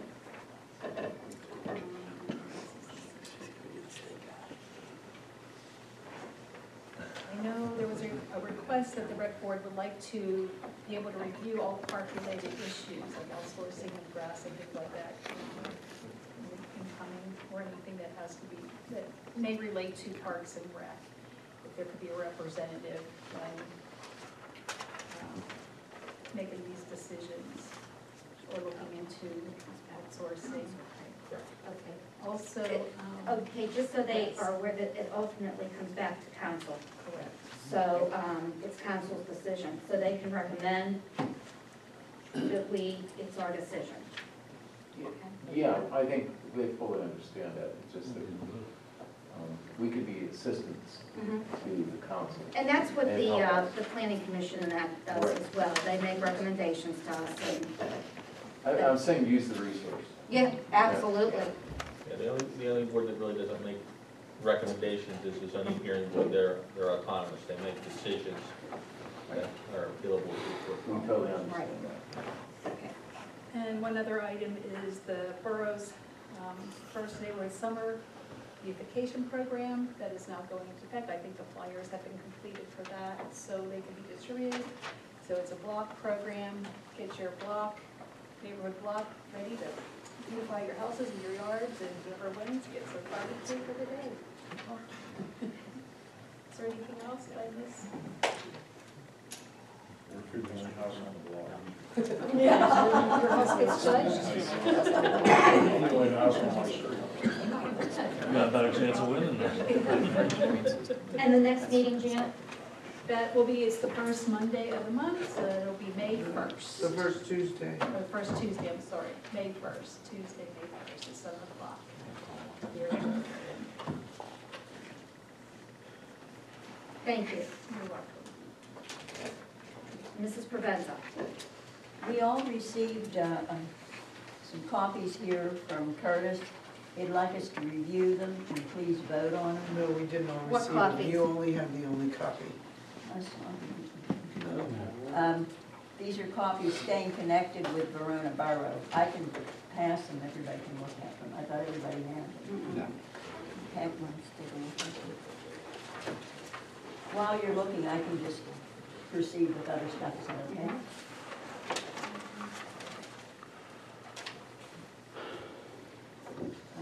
We'll start with the banner community. I, along with Councilwoman Nancy Carpenter, we attended, excuse me, the presentation of the Banner Community Certification downtown at the Rivers Club in Pittsburgh, and that was held on March 23rd. We had 53 communities attended. We have a total of 55 communities, so we had a total of 150 people there at the Rivers Club. And they're very, very satisfied that this is growing. So many communities are very interested in this, and it's a very positive thing. They also had a beautiful luncheon for all of us, and the County Executive Richard Fitzgerald presented them to us, and he also spoke, commended everybody on being a banner community, and I would like to read to you what it says on here. It even explains what a banner community is, because maybe some of the people here don't know. County of Allegheny, Richard Fitzgerald, County Executive. Community Citation of Recognition, awarded to Verona Borough 2018 Banner Community. For many, local government is one of the most important form of government because of its direct impact on our daily lives of residents. The job of being a local government official, whether elected or appointed, has become an increasingly complex occupation. The Banner Community Program recognizes those municipalities and offices that are committed to professional development, prudent fiscal management, transparency, accountability, and proactive communications that engage community residents and stakeholders. This designation is a public recognition of the efforts your community takes on behalf of your residents and businesses each day. We are fortunate to have a municipality that provides effective, efficient, and accountable services, and are proud to once again recognize your community. Congratulations on this most recent award as a 2018 Banner Community. And it's signed, presented this 23rd day of March 2018, Richard Fitzgerald. And we should all be very proud of this. This is not something that all the communities do. We do have it, and I'm going to present it to our president.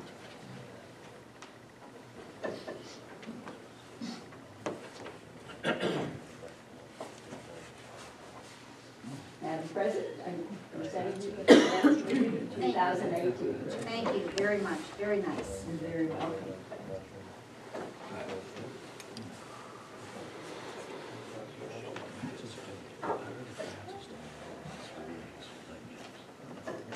A couple other things. Do we have our other ones posted out in the hall somewhere, I think? I don't know where the other ones The are. certificates? I started it probably 10 years ago, you know. I don't know.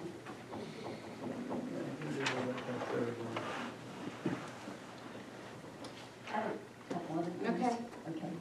I attended numerous conferences at the Seven Springs. It was a wonderful conference, a lot of very important information, and I'm just going to touch on a few things and I'll save some for a workshop. We have a severe crisis with opioids, and we had Joe Moses here. He's Drug Enforcement Administration, and he gave some figures which I think may astound a lot of you people. The overdose rate on the opioids is 92.3%. That is extremely high, and that is a severe crisis. Fentanyl is 56.9%. That's up there also. And cocaine is at 29.5%. And what they're doing now, when they get a bag of this stuff, in order to stretch it, they're adding fentanyl to it. They're not even measuring it, they're just putting it in there. And this is why they said the death rate is so high, because what they want to do is stretch it. If they get, say, 10 pounds, they want to stretch it maybe to 30 pounds. So they're dumping other stuff into it. And it has become a nightmare. And what was impressive to me was that Joe Moses, the Drug Enforcement Administrator, is willing to come here to our borough and speak to our people. I think that's wonderful. They need to know what's really going on. I'm not an authority, and I don't think anybody here is. Can we hold that for workshop? Okay. Because that really doesn't have to do with your committee responsibilities. I thought you wanted reports, I guess, Yeah. from what had gone on up at Seven Springs. So we can discuss it at workshop, and if you want, you can bring him in to talk to us at workshop, Okay. okay? Do you want a certain date for him? Whenever he's available. Okay. At You the want it workshop, for at a workshop, workshop not meeting. for a regular meeting? Right. Because Al Casan would also like to come in and speak. But you want them for workshop? Workshops, that's good. Okay. Okay. So just save all of this for workshop, then? Is that what you said? Unless it has something to do with the newsletter or communications or, Well, it has to do with Alon, I think that okay. she's the delegate. Yeah. Bring it in for workshop, okay?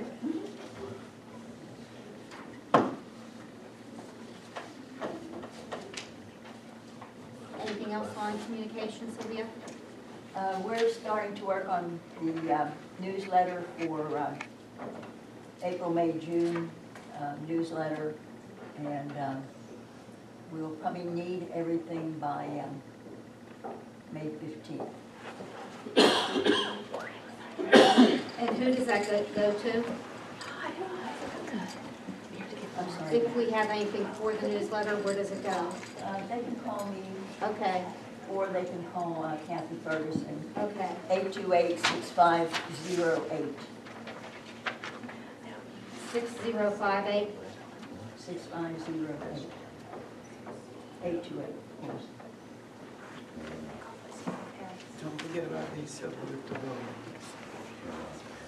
Now that you've all looked at these, Curtis would like a vote on this so that he knows which one to use Okay, and what is the purpose of that? to get the information out to the community that we have this program. So is he going to make flyers and send them out, or, He wants to make signs like wait, I, 3x4. can Sylvia, No, he wants to make signs, Sandy. okay. And put them around Verona? I guess just a couple of signs, Sandy. Okay. Does anybody have a preference on the signs that go around? I think they're all good. Where they Oh, go? good question. Who pays for the signs? I guess he will. He's been paying him. How large are they and where are they gonna be placed? Pardon me? How large are the signs to be? You know what, he did not say. Do you want to just hold this until workshop and have him come in? And give Yeah, further- that would give be further good. detail? Yes.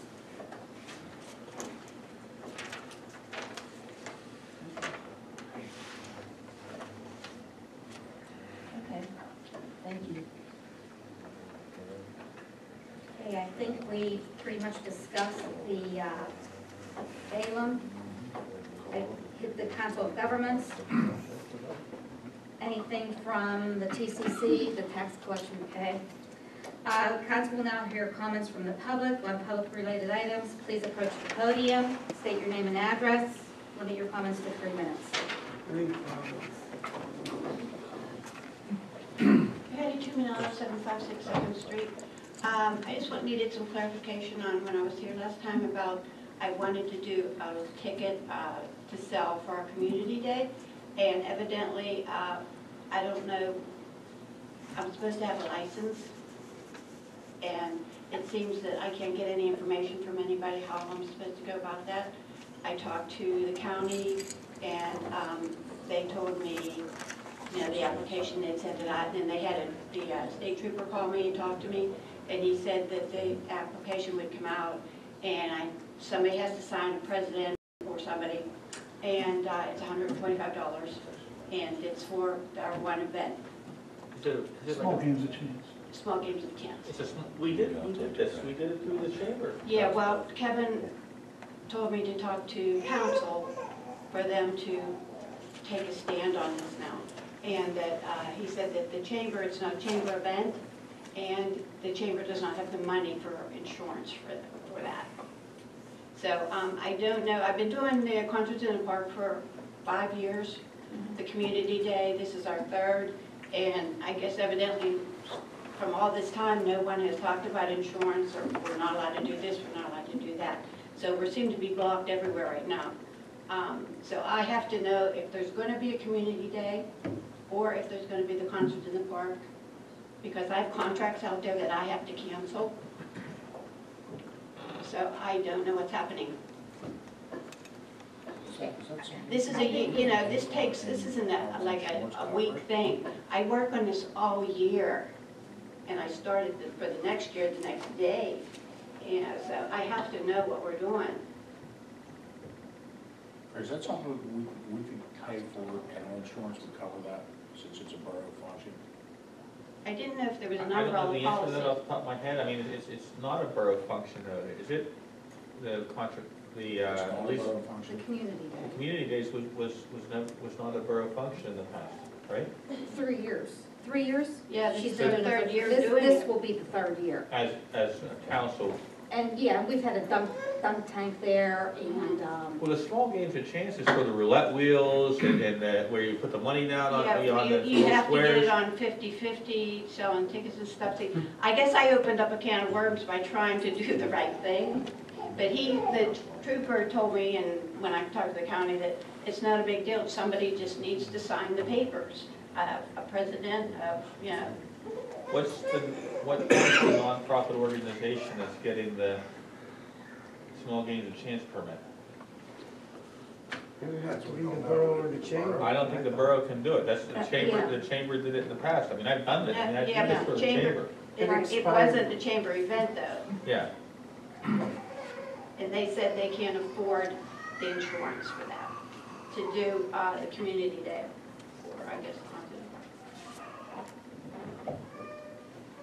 So I don't, so then this is something we need to talk with the chamber about and find out how they give this up. I mean, I would talk to see, we Kevin were about always it. our own entity. We did our own. You need a nonprofit organization that would sign the paperwork for the small games and chance. Municipal government's not allowed to do it.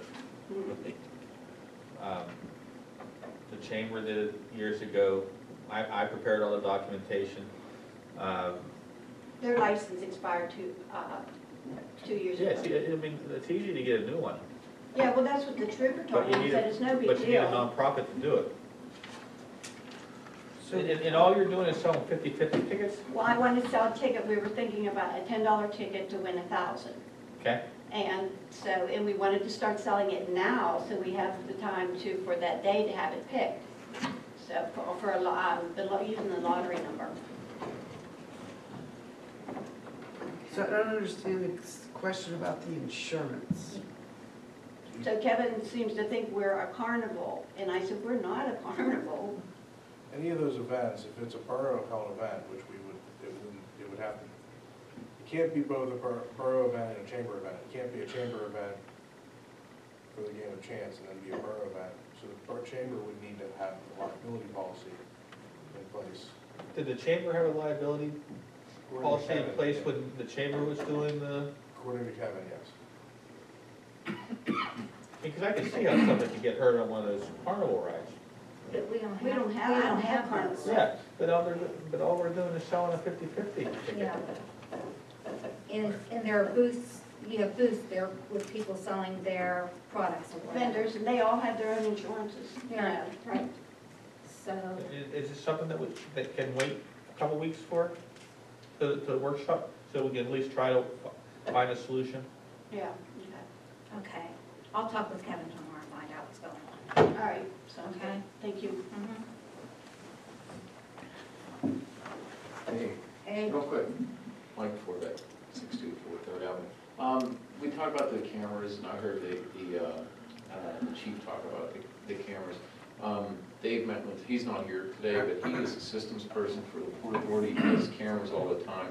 He wanted to volunteer his service plus the rec board to be part of the decision with the cameras, so you can come up with something that's going to be good for the community. okay.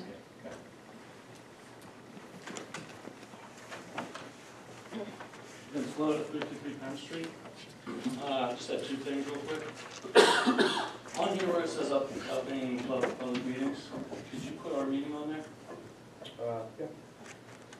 Wednesday of every month, Lower Valley Athletic Foundation. And the second thing, I love that we're getting flagpole for Crips. I just don't want us to forget about the things already there that are dilapidated and need repaired. There's a broken bench up there. There's a picnic table that got stolen last year, hasn't been replaced yet. Every time the wind blows, I'm picking shingles up out of the infield and out of the field because the roof is rotting and leaking badly. There are three main things that need to be looked at this summer, or it's going to be a bigger expense next summer. So, I mean, as long as we're fixing it up, these are things that need to be looked at. The building's been discussed. Okay. We're between replacing the entire roof or replacing the entire building. Okay. Either way, as long as we're looking at it, there's a bench in the playground and a board's broken, completely missing off, and the little kids' playground. Like I said, there's a missing picnic table. It ended up missing June or July last year. From under the pavilion? Yeah. There's Big heavy one. Huh? That big heavy, There was two. So would the camera Now there's watch one. that? I didn't know nothing about it. I told the The chief police, said. I told the police in June last year that somebody came and took it. I figured he was gonna take care of it. I didn't know. Because he said the one camera, he can read the license plate on South Avenue, so should have been able to pretty big camera. That's a new camera. I don't think those cameras were replaced last Okay, year. all right. To be all It was a week after we painted both tables and someone stole one. I guess we did too good of a job. Yeah, you did. All right, thank you, that's it. Okay, thank you.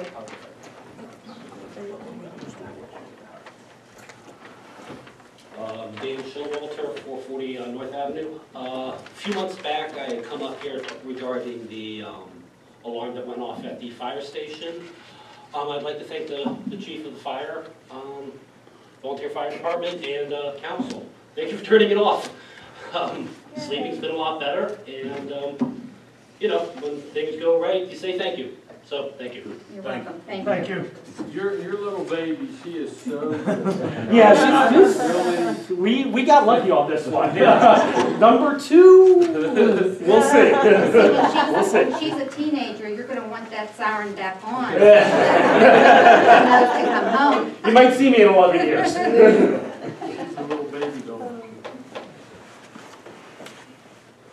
There's always a lot of North Avenue people here, I guess, like, I don't know if that's a good thing or a bad thing. I don't know if you love us because we're very engaged or hate us because we're troublemakers, I don't know. I'm Laura Jacko, I'm at 437 North, too, right across the street from everybody. I actually presented this information last week at the rec board meeting, and they asked me to come and present this information again.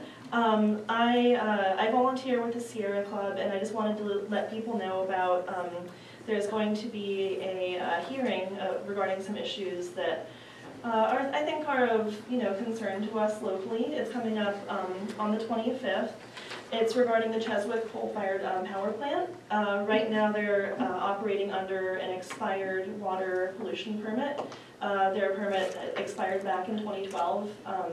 And I know you know a little bit, or a lot about it, so the DEP, we've been trying to get them to, renew the permit because there are now stricter regulations as to what they can discharge into the rivers. Right now, they're, for example, generating hundreds of pounds of lead that are going into our rivers every year. So there's going to be a public hearing on April 25th where the DEP is accepting public comments about, what should be in their new permit. And so I just kind of want people to show up. Hopefully some people from local government would be nice to show their support for keeping our rivers, safe and clean, or making them safe and clean, making them more safe and clean. I have some information if anybody is interested about just exactly what the numbers are of what they've been dumping into the rivers right now. I also have some letters that if anybody's interested they can sign on to. that we're trying to get some local government officials to sign on to, just encouraging the DEP to get this permit quickly issued so that we can have stricter controls over what they're putting into our water. This letter, actually, Frank Dermody, I spoke with him, and he is going to be signing on to it. So if anybody else, wants to read it and maybe consider signing it, we'd be happy to deliver it to the DEP on behalf of you. So the hearing on April 25th is going to be up at the Marshall Auditorium in Springdale from 6 to 8 p.m.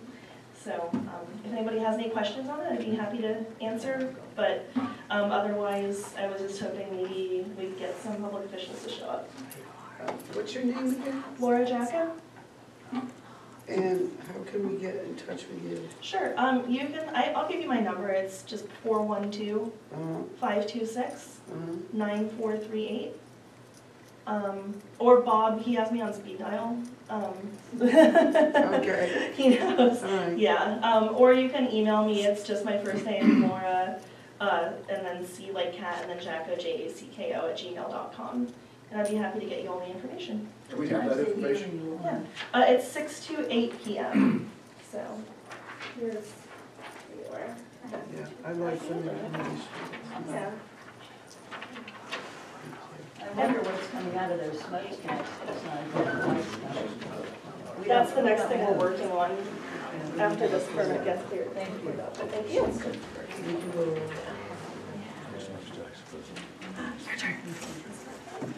It is.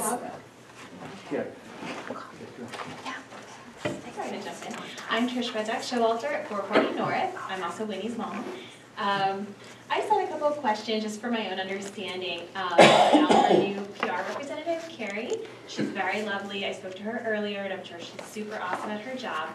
But it just seems a little bit like we have, with the expression of the cart ahead of the horse, when we don't even have things like a website yet, and I'm sure it's a lot of money that could maybe be used in other ways, and I just want to understand better exactly what the outcome is. I just want to hear from council, like, what is the goal for whatever term we have her for, and exactly how are we going to measure if it's a successful use of taxpayer money. Carrie has been brought on as a marketing for Verona because so many good things were happening here, and I mean, we were paying Curtis too, and it's gone by the wayside. Okay, very few people use the text messaging. So she is really trying to get information to the newspapers, and we have been involved in the newspaper frequently since her inception with us. I don't know specifically what your question is. Is the goal, like, in 6 months to see that Verona has, like, X number of articles? Or Basically, yeah, if you were here at that first meeting, that's what she just talked about, and she's gonna give us a report, I think, in June? Yep. June's the report. Okay. And so is Curtis. So, she meets and talks with me practically twice a week. I mean, Jerry, I'm sure she's with you twice a week. She goes to the different meetings. Like, she's been at the rec board meetings and, the other things. I mean, she goes around and takes pictures. She's trying to get in touch with you to get. I talked to her tonight about coming over to Fire So, I mean, the PR is really out there. She's really working on the public relations for all the good that's happening in Verona. This also is something in 6 months, if it doesn't work out, that we can renegotiate or what we have to do. That was the other It's one. not like we're stuck. We have to keep her, which she's doing a great job for us right now, in our opinion. But, yeah, it's not like we're stuck. We're happy with it right now, but we're not stuck. And she's really trying to bring together the two communities, because we are one school district, but you would never realize that. She's tired of having Oakmont go with Plum and Verona go with Penn Hills. And that part over there has Dermody, and us over here have DeLuca. I mean, so she's trying to incorporate all of this. And I think it's a big feat that she's taken on. I think it has to move in small little baby steps. But she's out there a whole lot more than texting Verona, because, we didn't get the people to text in Verona, in fact, we lost people. So, Could we say that we would look at what the attendance at the movies, the attendance at the concerts, the attendance at the, We did say that. what's it called, the farmer's market? And I don't know who knows what the attendance was in the last couple of years. You would know the concerts, right, Patty? Maybe Patty Thomas would know how many people would attend the farmer's market. And the movies in the park were sort of starting over, so I'm not sure how to count that. Maybe, I don't know, Donald, maybe you know how many. To me, it would be interesting to see if we are increasing the attendance of those three major events in the town. That was one of the main things we talked about, is that. And I know there's no data on it or anything like that, Nancy, but I think it's gonna be really obvious with the increased crowds. We'll be able to tell. That'd be, Yeah. so that hopefully, but unfortunately, a lot of those don't start until June. The other day at my grandson's Hold baseball on. Do you have anything more to talk about? Well, I did just want to ask, since it's difficult to make all the meetings, if when the new website comes out, if we can put those minutes on the borough website? and that's our plan. Okay, excellent, Thank you. At the baseball practice the other day, she was there, she was talking to both Oakmont and Verona parents at the baseball practice, trying to get them to realize that she's gonna be doing publicity for Verona. Because I met her there. And I have, yes. Don Worf, 636 3rd Avenue. A couple questions. First of all, Craig, did you get a chance to look at those ordinances? Which ordinances were those on? The one parking in the yards? I'm sorry? Parking in the yards? I did not look at the parking in the yards ordinance, Don. We did not have our code enforcement meeting last month. It got canceled. Okay. So we did not look at any of the new stuff. We're still on the Okay. old stuff. Is there We have our code and ordinance meeting in 2 Mondays, and we'll Okay, look at that. that's a good one, okay. Is there any talk about maybe revising some of the ordinances in the future? I mean, I've looked at some of the ordinances and they're pretty archaic. Well, Don, Rhoda was on that code enforcement code committee for years, and that's all we did, was look at the ordinances and speak about revising it. Sylvia's been on it, the chair for the last year, but Nancy just got on this year, and with Sylvia, and has really taken the bull by the horns and Good. tried to That's a good do thing. some of the things that Rhoda's done in the past. So yeah, that's all we do. Okay. Is continually look at the ordinances, and whenever anybody from council brings up an ordinance that needs to be revised or Well, it might just help to kind of look at some of the other nearby boroughs' codes and then maybe look at ours and see what we are lacking and sort of make a comparison that way. It might speed things up a little bit. I'll do whatever council directs me to do. I understand that. Okay, second thing, about the the parking lot out here with the dumpsters. Whose job is that to maintain to pick up the litter? When I know it overflows a lot, it's been overflowing, it's paper on the, it looks pretty bad. Whose job is that to police that up and clean up that paper? Is there anybody? What happens, we have the borough workers. Are they doing it? Because, I mean, I go by there a lot of times and there's paper all over the place. I mean, I know it's overflowing. I mean, that's a big problem, Yeah, but. that's the problem. That's the Yeah. main problem. It's overflowing. But, I mean. They can't be there 24 hours a day. Well, no, it doesn't happen, but sometimes it's been laying there for a week, you know, that's what I'm saying. It's sitting there. That's gonna come to an end shortly. Okay, good, And good. often people that drop off the stuff are just plain ignorant, Dawn. Well, that goes right into my next point, yes. And don't make any attempt to pick And- it up. and we don't know who's doing When I it. go down there and I see the stuff is laying around, and if there is room, I'm picking it up and throwing it out. Exactly, and that's another, segues right into my next point. Is there any possibility of putting a camera there? That would solve a lot of the visual problems that you have. You can't identify who's doing this, but with a camera there, you could. And that would be a very simple thing to do. You've got the power, you've got the height. I would suggest that you buy one more camera and put it there. Third thing, real quickly, dealing with a salt dump. How big of a salt dump? What's the dimensions of the salt dump that you need? About 35-foot wide and 45-foot long. Okay.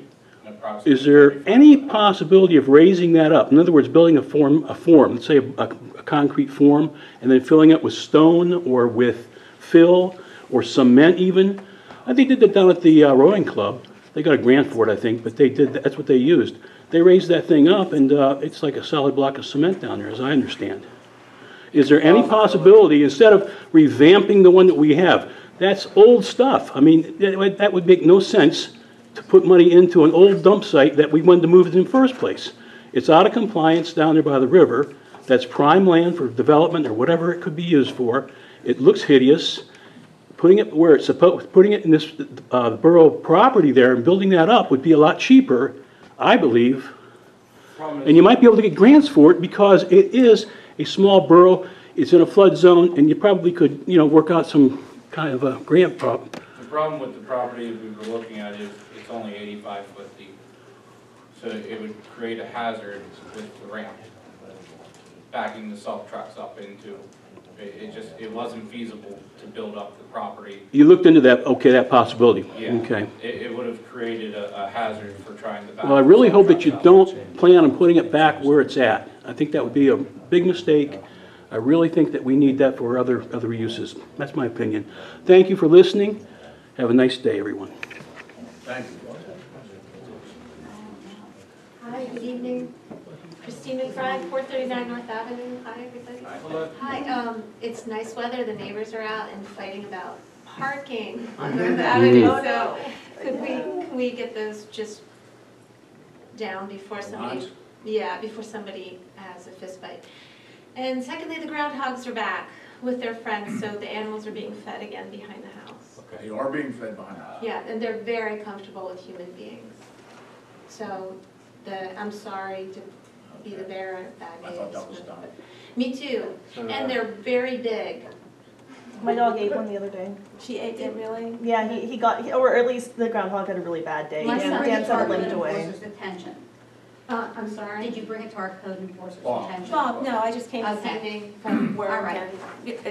And yeah, there. It's hard for us to control anything when we don't know about it. Right, that's why I'm here, right? I How got, We have recently those problems have up you our been way. about 3 weeks, and they come through the yard around 6 o'clock every night, and we've had more deer, and I think a possum, although I'm not very familiar with it. Very creepy type rodent animal. The kids won't play back there anymore, which is, Okay. thank you. Okay. Good night. Thanks, good night. Bob, did you have something? Yeah, 3 items actually, basically for you, Craig. So, 409 Demore Towers, there's been a resident that has been calling the Children's Center on and on and on, and she's also been calling myself and the mayor complaining about insignificance as far as seeing things that are happening.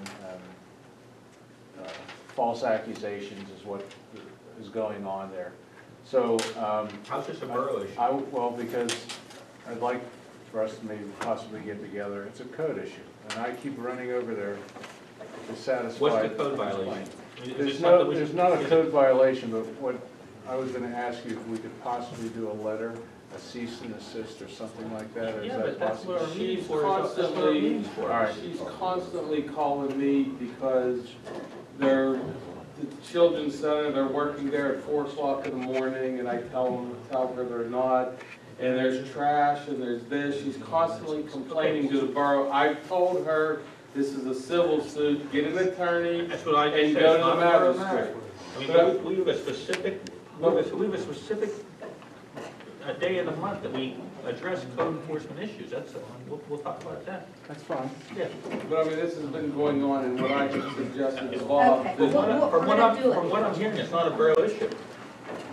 We're gonna do it on the 23rd, David. What's the other two? The magistrates, we can get together, you, either myself and Dane. To prepare? To prepare for that. Sure. And then the other thing is, whenever we have some time, I'd like to talk about the Casabella situation up there with The what? Casabella Apartments, and where that's gonna go. What are the Casabella apartments? South on South and First. Across from the school. This area.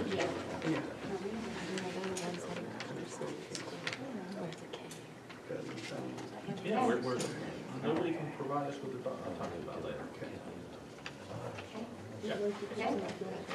Okay, motion to adjourn. Make a motion to adjourn. Motion by Mr. McCarthy, second by Mr. Conti. All those in favor, please say aye. Opposed? I have my plastic bags here, come on folks,